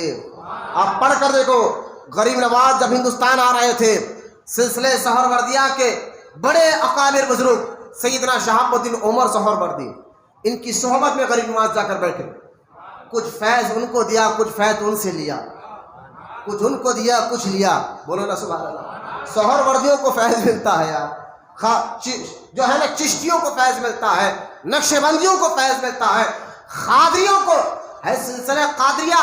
یقیناً یہاں میں مقام و مرتبے کی بات نہیں کر رہا ہوں، سلسلہ قادریہ اگر ہندوستان میں آیا ہے تو ان کو بھی فیض غریب نواز سے ملا ہے، کیونکہ فیض کا ڈیم بنانے والے غریب نواز ہے، اور جس ڈیم سے پانی لیتے ہیں، چاہے قادری بھی لو، چاہے نقشبندی بھی لو، چاہے سہروردی بھی لو، فیض ملا ہی غریب نواز سب کو ہے۔ سرکار غریب نواز رحمۃ اللہ تعالی علیہ ایک اور بات سنیں آپ، میں یہ بات اکثر کہتا ہوں، کسی سلسلے میں، میں سلسلوں کی بات کر رہا ہوں، مقام و مرتبے کی بات نہیں کر رہا ہوں، مقام و مرتبے سردار اولیاء تو غوث اعظم ہی ہے، بولو نا سبحان اللہ، ولیوں کے سردار غوث اعظم ہی ہے، اس میں کوئی ڈاؤٹ کوئی شک کی بات نہیں ہے، لیکن میں یہاں ہندوستان کے ہند کی بات کر رہا ہوں۔ کسی سلسلے میں ایک کے بعد دیگرے، ایک کے بعد دیگر ایسے بڑے بڑے اکابر خلفاء نہیں ہوئے، تو سلسلے چشتیہ میں ایک کے بعد دیگر بڑے بڑے خلفاء پیدا ہوئے، بڑے بڑے لوگ۔ آپ غور کریں کہ کسی سلسلے میں آپ نہیں ملیں گے، غریب نواز کے بعد خلیفہ قطب الدین بختیار کاکیم، ان کے خلیفہ بابا فرید گنج شکر، ان کے خلیفہ نظام الدین اولیاء، ان کے خلیفہ سلطان نصیر الدین روشن چراغ دہلوی رحمۃ اللہ علیہ، ان کے خلیفہ بندہ نواز رحمۃ اللہ تعالی علیہ۔ آپ دیکھیں، اگر آپ بہار چلے جائیں، بہار میں سب سے بڑا جو آستانہ ملے گا شیخ سراج الدین عینِ ہند رحمۃ اللہ تعالی علیہ۔ بہار میں جو مزار ملے گا شیخ سراج الدین عینِ ہند، یہ کون ہے؟ یہ خلیفہ نظام الدین اولیاء کے شیخ سراج الدین عینِ ہند۔ نظام الدین نے کہا یہ ہندوستان کا آئینہ ہے، محبت سے بولو سبحان اللہ۔ ولی کی زبان سے جو نکلا وہ پتھر کی لکیر ہوتی ہے۔ ہاں، یہ ہمارے آپ کے جیسے نہیں کہ ہم تھوڑی بہت دیکھیں تو تعریف کرنے لگ جائے۔ اولیاء کرام اگر کچھ نکالتے کسی کے بارے میں بولتے ہیں تو لوہے محفوظ میں دیکھ کر بولتے ہیں، تقدیر کو دیکھ کر بولتے ہیں۔ ان کا جملہ یہ کہنا تھا عینِ ہند کہا تو سمجھو سراج الدین عینِ ہند بہار میں گئے اور وہاں کے لوگوں کو دین پڑھایا، اور پڑھانے والا چشتی ہے، دین سمجھایا سمجھانے والا چشتی ہے، دین پلایا پلانے والا چشتی ہے۔ شیخ سراج الدین عینِ ہند، ان کے خلیفہ دیکھیں، خلیفاؤں کے خلیفہ کیسے ہے۔ شیخ سراج الدین عینِ ہند کے خلیفہ شیخ علاء الدین علاء الحق رحمۃ اللہ علیہ، شیخ سراج الدین کے خلیفہ علاء الحق پانڈوی رحمۃ اللہ تعالی علیہ، اور علاء الحق کے خلیفہ مخدوم سمنانی شیخ اشرف سمنانی رحمۃ اللہ علیہ ہے۔ مخدوم سمنانی جس دربار سے پانی پی رہے ہیں، بولو نا سبحان اللہ۔ میں کتنے کرامات مخدوم اشرف سمنانی کے بتا رہا ہوں، لطائف شریف ان کے پڑھ کر دیکھو۔ ارے مخدوم سمنانی، مخدوم سمنانی کا آستانہ وہ جہاں اعلیٰ حضرت جن کی تعریف کرتے نظر آتے ہیں۔ غور کرے کہ سلسلہ اگر آپ دہلی آ جائے تو وہاں مزاج ملے گا ہی نظام الدین اولیاء کا۔ آپ دہلی جاؤ، اب آگرہ چلے جاؤ تو سلیم چشتی نظر آ جائے گا۔ میں کتنے پورے ہندوستان کے جہاں کونے کونے میں چشتی نظر ضرور آئے گا، کونے کونے میں چشتی نظر ضرور آئے گا، چاہے اس کسی اور سلسلے سے ہو، فیض ملتا ہی غریب نواز سے ہے۔ بولو محبت سے سبحان اللہ۔ حضرت خواجہ غریب نواز رحمۃ اللہ چشتی کیوں کہتے ہیں؟ یہ لفظ میں نے پہلے بتا دیا۔ حضور غریب نواز کے جو پیر و مرشد ہے خواجہ عثمان ہارونی، ان کے جو پیر و مرشد ہے حضرت خواجہ شریف زندانی رحمۃ اللہ علیہ، ان کے جو پیر و مرشد ہے خواجہ مودود چشتی رحمۃ اللہ تعالی علیہ۔ اگر اوپر جائے تو خواجہ ابو اسحاق شامی آئے تھے، کس سے؟ حضرت خواجہ جو ہے دھانوی رحمۃ اللہ تعالی علیہ سے ملنے کے واسطے، لیکن جب وہ مرید بنے ملک شام سے آئے تھے، ابو اسحاق ان کا نام تھا، ابو اسحاق شامی ان کا نام تھا۔ وہ آئے اپنے پیر کے پاس، مرید بنے، تربیت ہوئی، تربیت ہونے کے بعد جو ہے، مرید بننے کے بعد جو ہے، آپ نے فرمایا کہ تمہارا نام کیا ہے؟ کہا حضور میرا نام ابو اسحاق شامی ہے۔ فرمایا نہیں، آج کے بعد تیرا نام ابو اسحاق چشتی ہوگا، ابو اسحاق چشتی ہوگا۔ جا چشت کا علاقہ میں تجھے دیتا ہوں، وہاں جا کر دین کی خدمت کرنا۔ چشت پہلے یہ ایران کا ایک حصہ تھا، اس کو چشت کہا جاتا تھا، اب یہ حصہ افغانستان میں آ گیا ہے۔ پہلے یہ ایران میں تھا 400 سال 500 سال پہلے، اب یہ افغانستان میں آ گیا ہے، وہاں پر آپ کا مزار ہے ابو اسحاق چشتی رحمۃ اللہ تعالیٰ علیہ کے۔ تو جو ان کے مرید بنتے گئے، کون ہے ابو اسحاق چشتی؟ یہ غریب نواز کے پیر کے پیر کے پیر کے پیر کے پیر ہے۔ بولا محبت سے سبحان اللہ۔ غریب نواز کے اس سلسلے میں آنے کے بعد، چشتی سلسلے میں آنے کے بعد، پھر یہ سلسلہ پوری دنیا میں پھیلا، پوری دنیا میں پھیلا۔ بولنا سبحان اللہ۔ پوری دنیا میں آپ کا پھر یہ سلسلہ پھیلا ہے۔ یہ سرکار غریب نواز رحمۃ اللہ تعالی علیہ آپ کے کرامات اتنے، آپ کے اخلاق. آپ دیکھیے جب غریب نواز ہندوستان آئے، میں کرامات پر نہیں جاؤں گا، جمعہ میں نے خطاب کر دیا ہے. جب غریب نواز رحمۃ اللہ تعالیٰ علیہ ہندوستان آئے تو یہاں تین قسم کے لوگوں کو دیکھا، جو تین چیزیں ایسے تھی. تو یہاں ہندوستان کے لوگ وہ تین چیزوں کو خدا ماننے لگے، عبادت کرنے لگے. ایک تھا دریا، دوسرا تھا سورج، اور تیسرا تھا زمین. دریا، سورج، زمین، یہ لوگ زمین پتھر کو ہی تو عبادت کرتے ہیں نا، یہ لوگ اس کو خدا مانتے تھے. لیکن اب غریب نواز رحمۃ اللہ تعالیٰ علیہ کے تعلیمات پھیر رہے ہیں. جب ہندوستان میں غریب نواز آئے، لاکھوں لوگوں نے آپ کے ہاتھ پر دین اسلام قبول فرمایا. ایک روایت میں آتا ہے 90 لاکھ ہے، ایک روایت میں آتا ہے 99 لاکھ ہے، ایک روایت میں آتا ہے 1 کروڑ ہے. لیکن آج کوئی تانے دینے والا یہ کہہ سکتا ہے کہ جناب مردم شماری آج کے دور میں کرنا مشکل ہے. آج مردم شماری گنو تو کہیں نہ کہیں گڑبڑی ہو جاتی ہے. آج سے 800 سال پہلے غریب نواز نے اتنے لوگوں کو کلمہ پڑھا، یہ تم کیسے کہہ سکتے ہو؟ آج دور اتنا ترقی کر چکا ہے کہ آج بھی مردم شماری کرو تو مکمل لوگوں کو گن نہیں سکتے. سائنس ترقی کر رہی ہے، ایک سے ایک آلہ ہے، مشین ہے. لیکن اس دور میں تو کوئی آلہ نہیں تھا، مشین نہیں تھا. کس طرح تم کہہ سکتے ہو کہ غریب نواز نے 90 لاکھ کو اسلام قبول کروایا؟ غریب نواز، یہ اعتراض آ سکتا ہے آپ کے پاس، یہ باتیں آ سکتی ہیں آپ کے پاس، تو آپ اس کا سیدھا سا جواب دینا کہ پہلا جواب تو یہ کہ یہ سنو کہ یہ سینہ بہ سینہ چلتے ہوئے آیا ہے. یہ روایت سینہ بہ سینہ چلتے ہوئے آئی ہے کہ غریب نواز کے خلیفہ قطب الدین بختیار کاکی کو بولا. قطب الدین بختیار کاکی نے اپنے خلیفہ نظام الدین اولیاء کو بولا، نظام الدین اولیاء نے اپنے مریدوں کو بولا، صابر پاک نے اپنے مریدوں کو بولا، بابا فرید نے اپنے مریدوں کو بولا. تو یہ روایت ایک تو سینہ بہ سینہ چلتے ہوئے جا رہی ہے، ارے غیروں سے نہیں، اتھینٹک لوگوں سے چلتے ہوئے آ رہی ہے. بولا سبحان اللہ. اتھینٹک لوگوں سے چلتے آ رہی ہے یہ روایت. اور دوسری بات، اتنی تو بات پکی ہے، غریب نواز کے ہاتھ پر اتنے لوگ اس وقت اسلام قبول کرے جن کو گنا نہیں جا سکتا، شمار نہیں جا سکتا تھا اس دور میں، یعنی ہزاروں لوگوں نے. اب غریب نواز کی تربیت دیکھے، غریب نواز کے اخلاق دیکھے.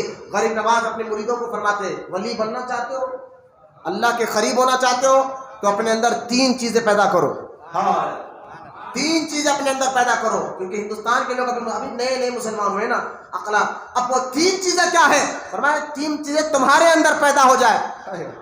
یہ 3 چیزیں تمہارے اندر پیدا ہو جائے، تم اللہ کے ولی بن جاؤ. اب وہ 3 چیزیں کیا ہے؟ یہاں ہندوستان کے لوگ دریا کو خدا مانتے تھے، سورج کو، زمین کو. لیکن غریب نواز فرماتے ہیں اگر تم انسان تو بنے ہو، مومن بننا چاہتے ہو، اللہ کے قریب ہو، انسان بننا. بھائی انسان یوں سمجھیے، انسان ایک فکر کا نام ہے، ایک یوں سمجھیے ایک فکر کا نام ہے. یہ انسان جیسے انسان یوں سمجھیے ایک تصویر ہے. اب اس ایک انسان کی کسی کی تصویر آپ نے اگر دیکھی تو تصویر کیا ہے؟ ایک فکر پیدا کرو، ایک مزاج پیدا کرو. وہ مزاج تصوف پیدا کرتا ہے، وہ اخلاق تصوف پیدا کرتا ہے. وہ مزاج، وہ اخلاق تمہارے باطن کو یہ تصوف سنوارتا ہے. اور میں نے ابھی یہ کہا، ظاہر سنورتا ہے تو باطن سنورتا ہے. ظاہری ذریعہ ہے باطن سنوارنے کا. شریعت اور طریقت کو کبھی الگ مدد سے مت دیکھو. شریعت کا معنی ہے، اعلیٰ حضرت سے پوچھو، اعلیٰ حضرت رحمۃ اللہ تعالیٰ نے فرمایا گا حضور شریعت کیا ہے اور طریقت کیا ہے. اپنے ملفوظات، اعلیٰ حضرت کے ملفوظات پڑھ کر دیکھو، فتوائے رضویہ آپ پڑھ کر دیکھو.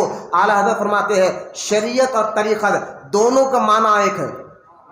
دونوں کا معنی، بولے نا، دونوں کا معنی ایک ہے. کہا حضور وہ کیسا؟ اعلیٰ حضرت فرماتے ہیں شریعت، جو لوگ کہتے ہیں نا کہ اعلیٰ حضرت مفتی تھے، محدث تھے، عالم تھے، مفکر تھے، یقیناً بابا العلوم پر اللہ نے ان کو دسترد عطا فرمائے تھے، اس میں کوئی شک نہیں ہے. لیکن آپ ولی نہیں، ولی گڑھ بھی ہے. بولو نا سبحان اللہ. ولی ہی نہیں اعلیٰ حضرت. یہ لوگ آپ کو تانا دیں گے، خانخواہ والے بعض لوگ، کہ بھائی وہ تو صرف مفتی تھے، فتوا دیا کرتے تھے، محدث تھے، حدیث پڑھتے تھے، ہم وہ شریعت والے تھے، ہم طریقت والے ہیں. تو اعلیٰ حضرت رحمۃ اللہ تعالیٰ علیہ ولی نہیں، ولی گڑھ ہے. مطلب ولی گڑھ کیا؟ جیسا کہ مفتی اعظم ہند سے، جب حضور مفتی اعظم ہند سے کسی مرید نے پوچھا تھا حضور تاج الدین بابا کا مقام ناگپور میں آرام فرما رہے ہیں، تاج الدین بابا کا مقام کیا ہے؟ حضرت مفتی اعظم ہند نے فرمایا تھا تاج الدین اولیاء ولی نہیں، ولی گڑھ ہے. ولی نہیں ولی گڑھ ہے. مطلب کیا کہ تاج الدین اولیاء کے دربار سے ولایت بھی بڑھتی ہے. بولا محبت سے سبحان اللہ. اب اسی طرح سنو, علماء کہتے ہیں اعلیٰ حضرت ولی نہیں ولی گڑھ ہے. مطلب کیا اعلیٰ حضرت کے آستانے سے ولایت بھی بٹا کرتی ہے. بولا محبت سے سبحان اللہ. جو شریعت اور طریقت کو الگ الگ بتائے کہ یہ ظاہر کی بات ہے یہ باطن کی بات ہے, تمہیں کیا معلوم ہے, منہ پہ مارو. اب سنو, اعلیٰ حضرت فرماتے کہ شریعت اور طریقت دونوں کا معنی ایک ہے. شریعت کا معنی بھی چلنا, طریقت کا معنی بھی چلنا. آپ دیکھیں کبھی جو لوگ عمرہ کے لیے گئے یا حج کے لیے گئے مکہ میں, دیکھیں کہ بوٹ پہلے پہ آنکھوں سے دیکھا ہے, بوٹوں پر شرع لکھا ہوتا ہے, راستہ شرع, راستہ مکہ جانا یہ شرع, ہاذا شرع یعنی یہ راستہ حرم کو جاتا ہے. اب جب مکہ کعبے کا طواف کر رہے ہیں نا, وہاں کے لوگ حاجی طریق حاجی طریق حاجی طریق کہتے ہیں, یعنی حاجی راستہ دو, راستہ چلو, تیز چلو, یعنی طریق آگا. عربی بول چال کیونکہ قرآن عربی میں اترا نا, بولو نا سبحان اللہ. شریعت کا معنی بھی راستے کے ہے. اعلیٰ حضرت فرماتے طریقت کا معنی بھی راستے کے ہے, دونوں الگ نہیں ہے. فرق کیا ہے پھر؟ اعلیٰ حضرت فرماتے ہیں شریعت راستہ چلنا یعنی سیدھا راستہ چلنا, اور طریقت اس راستے پر دل سے چلنا. بولو وہاں سے سبحان اللہ. طریقت اس راستے پر دل سے چلنا. اعلیٰ حضرت فرماتے ہیں اور آسان کر سنو, شریعت ایک سمندر ہے, اسی سمندر کی ایک لہر کا نام طریقت ہے. بولو نا سبحان اللہ. اسی شریعت کی ایک لہر کا نام طریقت ہے. اگر لہر کا تعلق سمندر سے کٹ جائے تو فیض نہیں ملتا, پانی آنا بند ہو جاتا ہے. کیونکہ جب کا لہر کا تعلق, جو پرنالے کا تعلق جو ہے نا, اگر تالاب سے یا سمندر سے ٹوٹ جائے تو پانی آئے گا نہیں آئے گا. اسی طرح اگر جو اپنے آپ کو طریقت والا شریعت کے خلاف کام کرنے لگ جائے تو فیض کا دروازہ بند ہو جاتا ہے, فیض کا دروازہ بند ہو جاتا ہے. آپ فرماتے شریعت اصل ہے اور شریعت ہی کا دوسرا نام طریقت ہے. اور آسان کر اعلیٰ حضرت فرماتے ہیں, اعلیٰ حضرت فرماتے سنو شریعت الگ ہے طریقت الگ ہے نا. اعلیٰ حضرت فرماتے ہیں شریعت آنکھ ہے. کیا آسان کر بتایا ہے, بس یہ وقت کا مجدد ولی گڑھ ہی بتا سکتا ہے ایسی باتیں. شریعت آنکھ ہے, آنکھ ہے. اور آنکھ رہنے سے پتہ نہیں دیکھتا کب ہے بندہ. آنکھ تو ہم لوگ کو بھی ہوتی ہے لیکن دیکھ نہیں پاتا. آنکھ تو ہے لیکن دیکھ رہا نہیں. بولے کہ آنکھ کر رہے گا نہیں حضرت, آنکھ کے اندر روشنی ہونا ضروری ہوتا ہے. یہ ذہن میں رکھے. اب اعلیٰ حضرت فرماتے ہیں شریعت آنکھ ہے, آنکھ ہے, اور روشنی کا نام طریقت ہے. اب جس کی آنکھیں نہیں تو طریقت کہاں کی؟ اعلیٰ حضرت فرماتے جس کی آنکھ ہی نہیں ہے تو طریقت کہاں کی؟ تو جو شریعت میں پابندی نہ کرو پھر طریقت کا نعرہ لگائے ہم طریقت والے ہیں, ہم طریقت والے ہیں. بولے یہ دروازہ بند ہوگا بابا, بند کر, یہ بند ہو گیا ہے. تجھے کیا پتا ہے نفس کیا ہے, روح کیا ہے؟ جو یہ شریعت ہی ظاہر کو, ظاہری باطن کو سنوارتا ہے. میں یہی کہہ رہا ہوں, ظاہری باطن کو سنوارتا ہے. ظاہر تمہارا ذریعہ ہے, باطن اس کا نتیجہ ہے. ظاہر تمہارا ذریعہ ہے, باطن اس کا نتیجہ ہے. میں آنکھوں سے کسی کو دیکھا, ڈر پیدا ہوا, دیکھا آنکھوں سے, ظاہر سے ڈر دل میں پیدا ہوتا ہے. اسی طرح ظاہر اگر سنور جائے تو پھر باطن پہ اس کا اثر ہوتا ہے, مزاج پہ اس کا اثر ہوتا ہے, دل پر اس کا اثر ہوتا ہے. اس لیے اللہ کے رسول صلی اللہ علیہ وسلم فرماتے ہیں اللہ تمہارے ظاہر کے ساتھ ساتھ تمہارے باطن یعنی تمہارے دلوں کو بھی دیکھتا ہے, تمہارے دلوں کو بھی دیکھتا ہے. خدا کے واسطے اگر شریعت میں آ جائے تو پھر طریقت والوں کے ہاتھ میں ہاتھ دو, جو شریعت کے بھی جو ہے نا سمندر رکھتے ہیں اور طریقت کے بھی سمندر رکھتے ہیں, ان کے ہاتھ میں ہاتھ دو, پھر وہ تمہیں بتائیں گے نفس کیا ہے, روح کیا ہے. اعلیٰ حضرت سے پوچھا کہ حضور یہ نفس روح کیا ہے؟ فرمایا سنو, روح جسم کو چلاتی ہے. روح نکل گئے تو بندہ بے جان ہوتا ہے نا, جسم سے روح نکل گئے بندہ بے جان ہو گیا, مر گیا. تو روح جسم کو چلاتی ہے. اب یہاں سے بندہ کیا, بندہ نہیں روح لے جا رہی ہے. ایک بندہ اٹھ کر جا رہا ہے, بندہ نہیں اس کو روح لے کر جا رہی ہے. تو جسم کو روح چلاتی ہے اور روح کو نفس چلاتا ہے, روح کو نفس چلاتا ہے. اس لیے کہا گیا نفس اگر سنور جائے, نفس کو اولیاء کرام یہی دیکھتے تھے کہ بڑے بڑے بزرگان دین, میں نے کہا نا جو اعلیٰ حضرت نے فرمایا کہ مرشد عام مرشد خاص، جو جمعہ میں نے اتوار میں خطاب کیا تھا، اور خاص الخاص جو مرشد ہوتے ہیں تو اپنے مریدوں کے وہ طبیب ہوتے ہیں اور اپنے مرید کو دیکھ لیتے ہیں کہ مرید میں اکڑ ہے، اکڑ نکالنا کیسا ہے، دوا ان کے پاس ہوتی ہے۔ لہذا یہ اولیاء اکرام کے آستانے، اب دیکھیں غریب نواز تو مرید بنا رہے تھے، اب مراتے بناتے، ایسے ڈاکٹر ہیں میرے غریب نواز، بولو نا سبحان اللہ۔ اب دیکھا مزاج کیا ہے یہاں کے لوگوں کی، بولے کوئی دریا کی بہت عبادت کر رہا ہے برسوں سے، کوئی پانی کی عبادت کر رہا ہے، کوئی سورج کی عبادت کر رہا ہے، کوئی زمین کی عبادت کر رہا ہے، اور وہ لوگ مرید ہوئے غریب نواز کے ہاتھ میں۔ تو مزاج تھوڑا دھیرے دھیرے تبدیل ہوتی ہے نا، کپڑے کو لگڑنا پڑتا ہے تب جا کے زنگ جاتا ہے، محل تب جاتا ہے، دھبے جب جاتے ہیں۔ تو یہ تو آئے غریب نواز کے ہاتھ میں ہاتھ دے، لیکن مزاج کو لگڑنا ہوتا ہے، مزاج کو دھونا تھا۔ اب دھو کیسا ہے؟ تو دھونے کے لیے ہاتھ بھی ہونا ضروری ہوتا ہے، وہ ہاتھ مرشد کا ہوتا ہے، بولنا سبحان اللہ، وہ ہاتھ مرشد کا ہوتا ہے۔ غریب نواز رحمۃ اللہ تعالی علیہ نے اپنے مریدوں کو کہا 3 چیزیں تم پیدا کرو اپنے اندر، ولی بن جاؤ گے، بولنا سبحان اللہ۔ فرمایا حضور وہ 3 چیزیں کیا ہے؟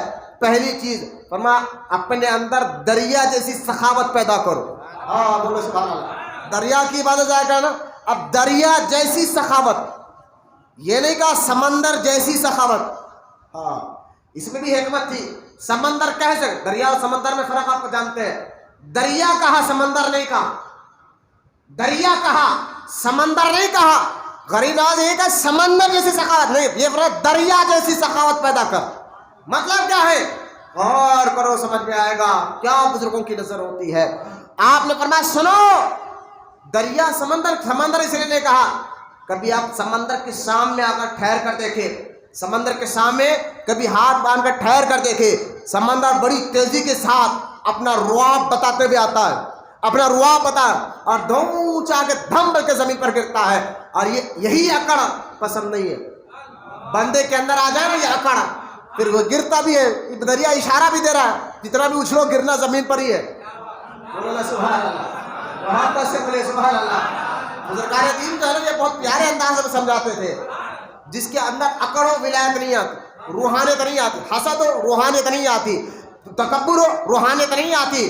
اولیاء اکرام باطنی ڈاکٹر ہوتے ہیں، جس طرح ظاہری ڈاکٹر اپنے نفس کو دے کر بیماری پہچان لیتا ہے، اسی طرح باطنی ڈاکٹر یا اولیاء کرام ہے، آپ کے چہرے کو دے کر پہچان لیتے اس کے اندر اکڑ ہے یا تکبر ہے، اور پھر جس طرح ڈاکٹر تمہارا نفس دے کر بیماری پہچان کر علاج کرتا ہے، اسی طرح اولیاء کرام تمہارے باطن کو دے کر اس کا علاج کرتے ہیں۔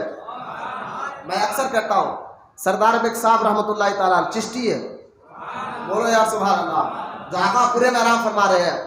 میں ان کے پیر و مرشید جن کا مزار دہلی میں حافظ صاحب قبلہ، سردار بیگ صاحب کے جو پیر ہے حافظ صاحب قبلہ رحمۃ اللہ تعالیٰ علیہ، جن کا مزار دہلی میں پنجاب میں ہے، وہاں حافظ صاحب قبلہ رحمۃ اللہ تعالیٰ علیہ جب حیدرآباد دکن آئے تھے، میں ان کے بارے میں پڑھا، کبھی پڑھنا حافظ صاحب کو میری سیرت بتاتا ہوں میں آپ کو کتاب، آپ جب حافظ صاحب کو پڑھیں گے جو سردار بیگ صاحب کے پیر ہے، آغا پورا میں جو سردار بیگ صاحب ہے ان کے جو پیر ہے، تو لہٰذا جب میں ان کے بارے میں پڑھا میں یقین نہیں، میرا دل نے کہا میں حافظ صاحب کو نہیں اعلیٰ حضرت کو پڑھنا ہوں، ہے چشتی لیکن شریعت کے ایسے پابند، اللہ اللہ، شریعت کے ایسے پابند۔ جب یہ حافظ صاحب قبلہ حیدرآباد دکن میں سرکار یوسف شریف کی زیارت کے لیے آئے تھے، سرکار یوسف شریف بابا کے زیارت کے لیے آئے تھے، تو وہاں قوالی کے پروگرام میں عورتوں کو بے پردہ دیکھا، جلال میں کھڑے ہوئے، اور کھڑے ہو کر وہاں کے خادم کو بلا کر کہا ہٹاؤ یہاں سے عورتوں کو اور پردے کا انتظام رکھا کرو۔ یہ شریعت کے ایسے پابند، اور ان کے 3 خلفاء، سردار حافظ صاحب قبلہ کے 3 خلفاء حیدرآباد میں آرام کر رہے ہیں۔ ایک تو آغا پورے میں الحمدللہ میرے آقا والا حضور سردار بیگ صاحب قبلہ رحمۃ اللہ تعالیٰ علیہ، اور دوسرے حضرت یاقوت پورے میں حضرت جو ہے یاقوت پورے میں آرام فرمانے والے بہت بڑے بزرگ جو حرم میں مکہ میں 30 سال تک امامت فرمائی، جن کا مزار یاقوت پورے میں آج بھی موجود ہے، وہاں آپ کا آرام فرما رہے ہیں۔ اور تیسرے بالکل جو ہے کراچی بیکری کے ادھر آگے سامنے حبیب میاں قبلہ رحمۃ اللہ تعالیٰ علیہ، یہ تینوں خلفاء حیدرآباد دکن میں، اور تینوں کے تینوں چشتی، 200 سال پرانے، بولے سبحان اللہ یار، یہاں رنگ دیا ہے رنگا۔ میں ان میں سے ایک سردار بیگ صاحب کی مثال دیتا ہوں کہ مرشد اپنے باطن کو کیسا دھوتے ہیں، جو خاص کے مقام پر ہوتے ہیں۔ دیکھو غریب نواز نے کیا کہا، لیکن ان کے غلاموں کی بات بتا رہا ہوں۔ حضرت سردار بیگ صاحب قبلہ رحمۃ اللہ تعالیٰ علیہ کے پاس ایک بڑا مالدار کروڑ پتی آدمی کا بچہ آیا مرید بننے کے لیے۔ حضور یہ میں اپنا بیٹا چھوڑ کر جا رہا ہوں، آپ سے مرید بننا چاہتا ہے۔ آپ نے فرمایا چھوڑ دو میری خانقاہ میں۔ چھوڑ دیا گیا، لیکن دیکھا امیر زیادہ ہے نا، پیسے والا ہے، تو سردار بیگ صاحب نے دیکھا کہ اس میں اکڑ ہے، غصہ ہے، نکالنا بھی چاہیے نا۔ اکڑ غصہ ہو تو روحانیت، بولو نا روحانیت، دل میں اکڑ ہو تو روحانیت، تکبر ہو تو روحانیت۔ اس لیے کہ اگر سید بھی ہو، سننا فیصلہ، سید بھی ہو اور کہ میں سید ہوں اکڑ کر کے، تو یہ اکڑنا سید کے لیے بھی حرام ہے۔ سید ہو اور سید ہو کر کے میں سید ہوں، اکڑ حرام ہے۔ تکبر چاہے نسب پر ہو یا علم پر ہو، تکبر حرام ہے۔ ہاں اگر کوئی سید زادے کی بلا وجہ کوئی وجہ نہیں، بلا وجہ اس لیے جل رہا ہے تو سید نے، یہ سید نہیں ہے، لیکن سید کو دیکھ کر جل رہا ہے، یہ سید کیوں ہے، ایسے خاندان میں پیدا کیوں ہوا، وجہ کوئی نہیں ہے، تو بلا وجہ کسی سید کو دیکھ کر جلنا، وہ جلنے والا کافر ہو جاتا ہے۔ یہ ذہن میں رکھے آپ، سیدوں کا مقام یہ ہے، سید خود اکڑے حرام، غیر سید ان کو دیکھ کر جلے کافر۔ یہ مسئلہ ذہن میں رکھے۔ اب غور کریں، سردار بیگ صاحب رحمۃ اللہ تعالیٰ نے کہا اکڑ ہے بچے میں، اب نکالنا ہے۔ اکڑ ہو جب تک دل نرم نہ ہو، ولایت آتی کہاں؟ رب کی تجلی پڑتی ہی نرم دل والوں پر ہے، بولو سبحان اللہ۔ سردار بیگ صاحب نے فرمایا کہ ٹھیک ہے پڑھو، تربیت دی۔ اس دور میں مہینے 2 مہینے میں ایک بار میتر آتے اور وہ گندگی صاف کر کر لے جاتے تھے، حالات تک یہ رواج تھا جو جانتے لوگ۔ اب وہ کئی سال مہینے میں میتر آیا، گندگی صاف کرنے لگا۔ سردار بیگ صاحب نے کہا وہ جو گندگی ہے نا، بولا جاتے جاتے اس بچے کو کچھ اچھال دے۔ بولا حضور وہ بچہ کیوں چاہو، کہا جو کہہ رہا ہوں وہ کر۔ تو پہلے کے لوگ جو نا بزرگوں کا بڑا ادب کرنے والے تھے، یہ کہ کود وہ کہ کود، یہ ویسا نہیں کرتے تھے۔ اب وہ تھا بھی اس نے کہا جاتے جاتے سیدھا اچھالا۔ اب اس بچے کو اتنا غصہ آیا، اس نے ایل فیل بکنا شروع کر دیا۔ سردار بیگ صاحب نے کہا نہیں، ابھی تربیت باقی ہے۔ کچھ مہینے گزرے، تربیت چلتے رہے۔ اب دوسری مرتبہ 2 مہینے کے بعد وہ میتر آیا، گندگی صاف کر، حضرت پھر اچھال۔ اب پھر اچھالا تو پہلے سے زیادہ تھوڑا غصہ کم تھا، آدھا غصہ کم تھا، لیکن تھا غصہ، تھا مزاج میں، اور نہ تھا مزاج میں، تو چلا گیا۔ پھر سردار بیگ صاحب 2 مہینے تربیت کرتے رہے۔ تیسری مرتبہ پھر آیا 2 مہینے کے بعد، جب صاف کر کے حضرت اب اچھال۔ اب جاتے ہیں 2 قطرے اچھالے، اب غصہ نہیں تھا، بولو نا سبحان اللہ، نہ اوٹنا تھا نہ غصہ تھا، بالکل مسکرایا، گھر اندر گیا، کپڑے بدل کر آ گیا، کپڑے بدل گیا۔ سردار بیگ صاحب اب تو مرید بننے کے لائق ہو گیا ہے، بولو نا سبحان اللہ۔ جو مرشد میں خاص مقام، وہ جانتے ہیں کہ بندے کے اندر سے تکبر کیسے نکالنا ہے۔ تو تصوف طریقت نام ہے مزاجوں کو صاف کرنے کا، طریقت نام ہے اخلاق کو صاف کرنے کا، طریقت نام ہے باطن کو صاف کرنے کا، لیکن باطن صاف ہوتا ہی ظاہر کی وجہ سے ہے، بولو محبت سے سبحان اللہ۔ ظاہر کی وجہ سے باطن صاف ہوتا ہے، شریعت کی پابندی سے ہی باطن صاف ہوتا ہے۔ غریب نواز بناتے ہیں کہ دیکھو اکڑ، تالاب، سمندر کی مثال نہیں دی، گھر میں تالاب کی مثال دی، بولو نا سبحان اللہ۔ کہا کیوں اکڑ نہیں، ایک بزرگ مجذوب تھے، ان کے علاقے میں ایک بہت اکڑ والا آدمی جاتا تھا، مجذوب تھے نا، اکڑ والا آدمی جاتا تھا، روز لوگ اس کو دیکھتے ہیں کیا اکڑ کے جاتا ہے۔ ایک دن وہ مجذوب تھے نا، کھڑے ہو کر اس کو دیکھا، وہ آ رہا ہے، اس کو دیکھ کر سینہ تانے، مجذوب تھے نا، اس کو دیکھ کر سینہ تانے، وہ قریب آیا اور سینہ تانے، وہ دور سے دیکھ رہا ہے، حضرت میرے کو دیکھ کر سینہ کیوں اکڑ رہا ہے، اور قریب آیا حضرت اور اکڑے، وہ اور قریب آیا حضرت، اکڑتے کرتے دھڑام سے نیچے گر گئے۔ وہ قریب آیا، بابا مجھے دیکھ کر اکڑے اتنا کہ زمین پر گر گئے؟ تو بابا نے بھی پیارا جواب دیا تھا کہ روز تو بھی تو اکڑ کر نکلتا ہے، تو بھی تو اکڑ کر نکلتا ہے. میں نے سمجھا اکڑنا کوئی اچھی چیز ہے, تجھے دیکھ کر اکڑنے لگا, لیکن میں زیادہ اکڑا, زمین پر گر گیا. میں گر گیا, اب دیکھنا ہے کہ تو کب گرے گا. اب یہ مزاج انہوں نے دے دیا تھا. بزرگان دین باطل کو ایسا نکال کر سنوارتے ہیں. غریب نواز نے یہ نہیں فرمایا سمندر جیسی سخاوت, تالاب جیسی سخاوت پیدا کرو. سمندر میں اکڑ ہے, اور تالاب کیا ہے, جو لاکھوں لوگوں کو اپنے پیاس سے بجھانے دیتا ہے. بولو نا سبحان اللہ. تالاب میں سخاوت ہے. تالاب میں کیا ہے؟ سخاوت ہے. لوگ تالاب کا پانی پیتے ہیں, تالاب کا پانی پیتے ہیں, جا کے اس کو لاتے ہیں پانی پینے کے استعمال کے لیے. تو تالاب جتنا پانی دو, تالاب میں پانی آتے رہتا ہے, کم نہیں ہوتا. تو غریب نواز فرماتے مریدوں کو اپنے اندر تالاب جیسی, دریا جیسی سخاوت پیدا کرو. بولو نا سبحان اللہ, بولو محبت سے سبحان اللہ. غریب نواز کے تعلیمات, یہ 3 باتیں بتا کر ہم انشاءاللہ نماز کے لیے کھڑ جائیں گے. آپ نے فرمایا کہ اپنے اندر سمندر نہیں, تالاب جیسی, دریا جیسی سخاوت پیدا کر. جب تیرے اندر یہ سخاوت پیدا ہوگی تو اللہ کے قریب ہوگا. دوسری, غریب نواز نے فرمایا اپنے اندر سورج جیسی شفقت پیدا کر. بولے نا سبحان اللہ. آپ نے اشارہ دے دیا ان لوگوں کو, یہ نہ دریا پوجنے کے لائق ہے, نہ سورج پوجنے کے لائق ہے, ان کے اندر سے صفتیں لینے کے لائق ہے. کہا سورج جیسی شفقت پیدا کر, کیونکہ سورج جب نکلتا ہے باہر, بولو نا سبحان اللہ, نہ وہ گندگی کو دیکھتا ہے نہ پاک کو دیکھتا ہے, روشن سب کو کرتا ہے, روشن سب کو کرتا ہے. کہا سورج جیسی شفقت پیدا کر اپنے اندر. گناہگار سے تو نفرت کر, گناہگار کے گناہوں سے نفرت کر, گناہگار سے نہیں, گناہگار کے گناہوں سے نفرت کر. میں یہاں بدعقیدہ وہابیوں کی بات نہیں کر رہا ہوں, وہاں تو ہمیں کمپرومائز کرنا ہی نہیں ہے.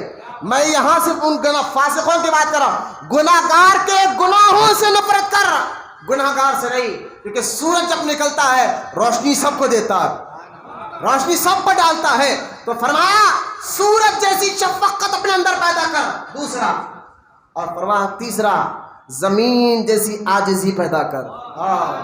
بولو نا محبت سے سبحان اللہ. زمین جیسی عاجزی پیدا کر. جو اپنے اندر زمین جیسی عاجزی پیدا کرتا ہے, اللہ ان کو رتبے کو بلند فرما دیتا ہے. میں کتنے بزرگوں کی بات بتاؤں, کیا وہ اتنے پائے کے بزرگ تھے, لیکن عاجزی ان کی ایسی. وہ چپلوں کے پاس بیٹھ جاتے تھے, وہ نالنے کے پاس بیٹھ جاتے تھے. ابراہیم بن ادھم سلسلے چشت کے بڑے بزرگ, ابراہیم بن ادھم رحمۃ اللہ تعالیٰ علیہ, سلسلے چشت کے بہت بڑے بزرگ, جنہوں نے بادشاہت کو لات مار کر, ابراہیم بن ادھم رحمۃ اللہ تعالیٰ علیہ بادشاہت کو لات مار کر سمندر کے کنارے بیٹھ کر, یعنی تالاب کے کنارے بیٹھ کر اپنے کپڑوں کو سی رہے تھے. ان کے رعا کے 2 آدمی قریب آئے, فرمایا حضور آپ بادشاہ تھے, ہزاروں لوگ آپ کے آگے پیچھے دوڑتے تھے. ایک وقت وہ تھا اور ایک وقت یہ ہے کہ آپ ایک تالاب کے کنارے بیٹھ کر اپنے کرتے کو سیتے ہوئے بیٹھے ہوئے ہیں. لہٰذا حضور یہ آپ نے کیا کر دیا, آپ نے کہا تو مجھے بادشاہی کی تانا دیتا ہے. حضرت ابراہیم بن ادھم رحمۃ اللہ تعالیٰ علیہ اپنی سوئی کو, جو سی رہے تھے نا, اپنی سوئی کو تالاب میں پھینکا اور پھینک کر آواز دیا, اے مچھیوں میری سوئی لا کر دو. بولے نا سبحان اللہ, میری سوئی لا کر دو. تو سارے مچھیاں منہ میں سونے کی سوئی لے کر باہر آئے, سونے کی سوئی, ایک نہیں سارے مچھیاں لے کر باہر آئے. آپ نے کہا یہ میری سوئی نہیں, پھر ایک مچھی آپ نے سوئی لا کر دی. آپ فرمایا یہ میری سوئی ہے. بتا دیا دولت بھی آتی ہے ہمیں چاہیے نہیں, یہ میری سوئی ہے. بولا نا سبحان اللہ. پھر ان دونوں کو دیکھ کر کہا دیکھ وہ بادشاہ اچھی ہے یا یہ بادشاہ اچھی ہے. یہ ابراہیم بن ادھم, لیکن عاجزی دیکھیں ان کے اندر, عاجزی دیکھیں ان کے اندر. غریب نواز کیا کہتے ہیں, اپنے اندر زمین جیسی عاجزی پیدا کر. عاجزی دیکھیں آپ کے اندر. ابراہیم بن ادھم اتنے مشہور تھے, اتنے بڑے ہے بھی چشتی بزرگ, بولو نا سبحان اللہ, اتنے مشہور تھے, لوگ آپ کے نام سے واقف تھے.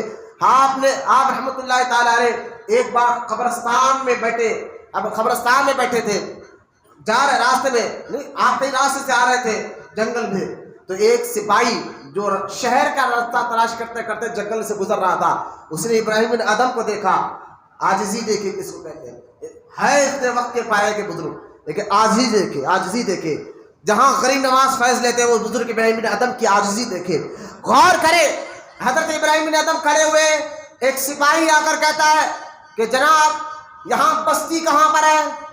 آپ نے کہا قبرستان کی طرف, یہ بستی ہے. آپ کو بڑا غصہ آیا. اس نے ایک لاٹھی نکالا, میں پولیس والا ہوں, میرے ساتھ مذاق کر رہا ہے, راستہ بتا بستی شہر کہاں ہے تو یہ قبرستان کو بتا رہا ہے. لاٹھی نکال کر مارا, سر پھوڑ دیا اور گھسیٹتے شہر کی طرف لے گیا. وہ صرف نام سنا تھا, پہچانا نہیں تھا کو. تو شہر کی طرف کھینچتے ہوئے لے کر گیا. لوگوں نے کہا جانتے ہو تم کس کو کھینچ رہے؟ کہا کون ہے؟ کہا یہی تو ابراہیم بن ادم ہے.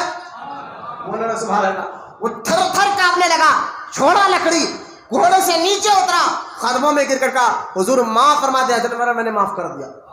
بولنا سبحان اللہ. سورج جیسی شفقت, کہا میں نے معاف کر دیا. کہا حضور معاف کر دیا. کہا میں نے معاف کر دیا.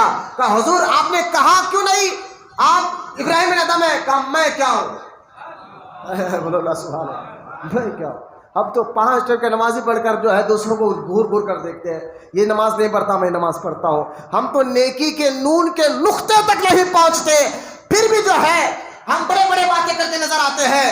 میں نے اپنے استادوں سے سنا ہے کہ کوئی دریا پی کر خاموش ہوتا ہے اور کوئی خطرہ پی کر بھی اپنے آپ کو کچھ سمجھنے لگتا ہے. لیکن بزرگان دین غریب نواز فرماتے ہیں اپنے اندر زمین جیسی عاجزی پیدا کر. ابراہیم بن ادم ملک شام میں گئے, رات کا وقت تھا. عشاء کے بعد مسجد میں داخل ہوئے اور داخل ہو کر کہا میں مسجد میں رہنا چاہتا ہوں. مسجد کی مؤذن نے کہا نہیں یہ مسجد میں ہم آپ کو رہنے نہیں دیں گے, باہر رہیے آپ. کڑاکے کی سردی ہے, خطرناک سردی ہے. مؤذن کو بار بار آپ کہتے ہیں مجھے رہنے دیں مسجد میں مسافر ہوں, مسجد میں رہنا چاہتا ہوں. کہا نہیں آپ باہر رہیے. آخر میں آپ نے کہا مجھے رہنے دیں, کڑاکے کی سردی ہے, میں رہنا چاہتا ہوں مسجد میں. اس نے کہا کیا تم ابراہیم بن ادم سمجھ رہے ہو اپنے آپ کو؟ تم اپنے آپ کو ابراہیم بن ادم سمجھ رہے ہو جو تمہیں مسجد میں رہنے دو؟ جاؤ باہر. خاموش تھے. بولو نا سبحان. یہ نہیں کہا کہ میں ہی ہوں. بولو نا سبحان اللہ. زمین جیسی عاجزی بزرگوں میں ہوتی تھی. سب کچھ تھا لیکن خاموش رہتے تھے, کیونکہ ان کا عمل صرف اللہ کے لیے ہوتا تھا, اللہ کی رضا کے لیے ہوتا تھا. مرشد بتاتے ہیں کن کام سے اللہ راضی ہوتا ہے اور کس کام سے اللہ ناراض ہوتا ہے. غور کرے, حضرت ابراہیم بن ادم رحمۃ اللہ تعالیٰ علیہ خاموش رہے. اب صبح فجر کے بعد مسجد کھلی, ساری رات مسجد کی سیڑھیوں پر اکڑتے رہے. مسجد کھلی, اندر کے وضو کرے, نماز پڑھے. نماز فجر کا جب اجالا ہوا اشراق کا, لوگوں نے اجالا جب ہوا لوگوں نے چہرہ دے کر کہا یہ تو ابراہیم بن ادم ہے, یہ تو ابراہیم بن ادم ہے. پہچاننے والوں نے کہا یہ تو ابراہیم بن ادم ہے. جب بوزن صاحب کو معلوم ہوا دوڑ گیا, حضور آپ نے رات میں کیوں نہیں کہا کہ آپ خود ابراہیم بن ادم ہے؟ کہا میں کیا اور میری ہستی کیا, میں کیا, میری ہستی ہے کیا, میں کیا بتاؤں تجھے, بس میں تو عاجزی کا پیکر ہوں, میں تجھے کیا کہتا ہوں کہ میں ہی ہوں. لیکن اس نے کہا حضور معاف کر دے, میں نے تو اسی وقت معاف کر دیا ہے. ہاں یہ کہاں آپ نظر آج کل ہے. یہ ہوتے مرشد, یہ ہوتے ولی, جو ظاہر جن کا سدھرتا ہے باطن ان کے اندر چلے جاتا ہے. ابراہیم بن ادم رحمۃ اللہ تعالیٰ علیہ کشتی میں سوار, چشتی ہے. آپ نے حضور غریب نواز کو سنا, میں نے غریب نواز کے پیر ہی کی بات سنا رہا ہوں, پیر ہی کی بات سنا رہا ہوں. ابراہیم بن ادم سلسلہ چشتی اکابر بزرگوں میں آتے ہیں. ابراہیم بن ادم رحمۃ اللہ تعالیٰ علیہ خلیفہ فضیل بن ایاس کے, اور فضیل بن ایاس خلیفہ خواجہ حسن بصری کے, خواجہ حسن بصری خلیفہ مولا علی کے. لہٰذا یہ اسی سلسلے سے چلتے ہوئے آیا ہے. لہٰذا ابراہیم بن ادم کشتی میں سوار تھے اور اچانک سمندر میں طوفان آیا. جب طوفان آیا تو لوگ کہنے لگے کوئی نہ کوئی اس کشتی میں گناہگار بندہ بیٹھا ہوا ہے, اس لیے کشتی میں طوفان آیا ہے. جو گناہگار بندہ وہ کھڑے ہو جائے. کون ہوگا اپنے آپ کھڑا کر لے. ابراہیم بن ادم جھٹ سے کھڑے ہو گئے. یار اتنے وقت کے ولی جنہوں نے 50 سال بستر پہ پیٹ نہیں لگائی, اللہ کی عبادت ایسی کرے, آج اسی دیکھے جھٹ سے کھڑے ہوئے. میں ہی شاید گناہگار ہوں. کھڑے ہوئے لوگ, کیا لوگوں سے مطلب نہیں تھا, کھڑے ہوئے اور اپنے آپ کو گرانا چاہتے تھے. طوفان اسی وقت تھم گئے. ایمرجنسی میں طوفان تھم گیا, لوگوں کو اشارہ ملا یہ تو میرا ہے. خیر یہ ابراہیم بن ادم. تو لہٰذا سورج دریا جیسی سخاوت, سورج جیسی شفقت, زمین جیسی عاجزی جس کے اندر پیدا ہوتی ہے وہی اس کا باطن صاف ہوتا ہے. اور مزاج اخلاق صاف کیسے ہوتے ہیں؟ اس شریعت کی پابندی کی وجہ سے ہوتے ہیں. شریعت ہی تمہارے باطن کو پاک و ستھرا کرتا ہے. حضور غریب نواز رحمۃ اللہ تعالی علیہ کہ بے شمار واقعات اور کرامات جو ہے روایت میں آئے ہیں. وقت ہوتا تو میں اس کے بارے میں بتاتا، لیکن ایک چیز آپ دیکھیں، غریب نواز رحمۃ اللہ تعالیٰ علیہ فرماتے ہیں کہ جو نماز پڑھتا ہے اور اس کا پورے رکن ادا کر کر اس کی جو شرائط ہے، فرائض ہے نماز کے، ان تمام شرائط اور فرائض کے ساتھ نماز ادا کرتا ہے، تو یہ نماز آسمانوں پر جب جاتی ہے ایک نور کی شکل میں، پھر وہ نماز اللہ کی بارگاہ تک جاتی ہے، آسمانوں کا دروازہ کھولا جاتا ہے اور اللہ فرماتا ہے یہ فلاں بندے نے میرے پاس بھیجا ہے، اس کے لیے سنبھال کے رکھنا. لیکن جو غریب نواز فرماتا ہے جو نماز کو، اب دیکھو چشتی اور بے نمازی ان کو خاص طور پر نماز دینا، جو کہ بیٹھتے درگاہوں میں بیٹھ کر ہمیں خواجہ بچا لیں گے. غریب نواز کیا فرماتے ہیں کہ نماز کو پڑھو لیکن اس کے شرائط کے ساتھ پڑھو. اور دوسرا فرماتے ہیں کہ اگر کوئی نماز میں رکوع سجدہ اس کے شرائط بغیر سیکھے نماز پڑھتا ہے، غریب نواز فرماتے ہیں پھر اس کی نماز رب کی بارگاہ تک نہیں جاتی، پہلے آسمان تک جاتی ہے. اللہ فرماتا ہے اس کی نماز ایک گندے کپڑے میں لپیٹ کے اس کے منہ پہ مارو، جو بارگاہ میں بھیجنے کے لائق نہیں ہے ایسی نماز پڑھ کر ہمارے بارگاہ میں بھیجتا ہے.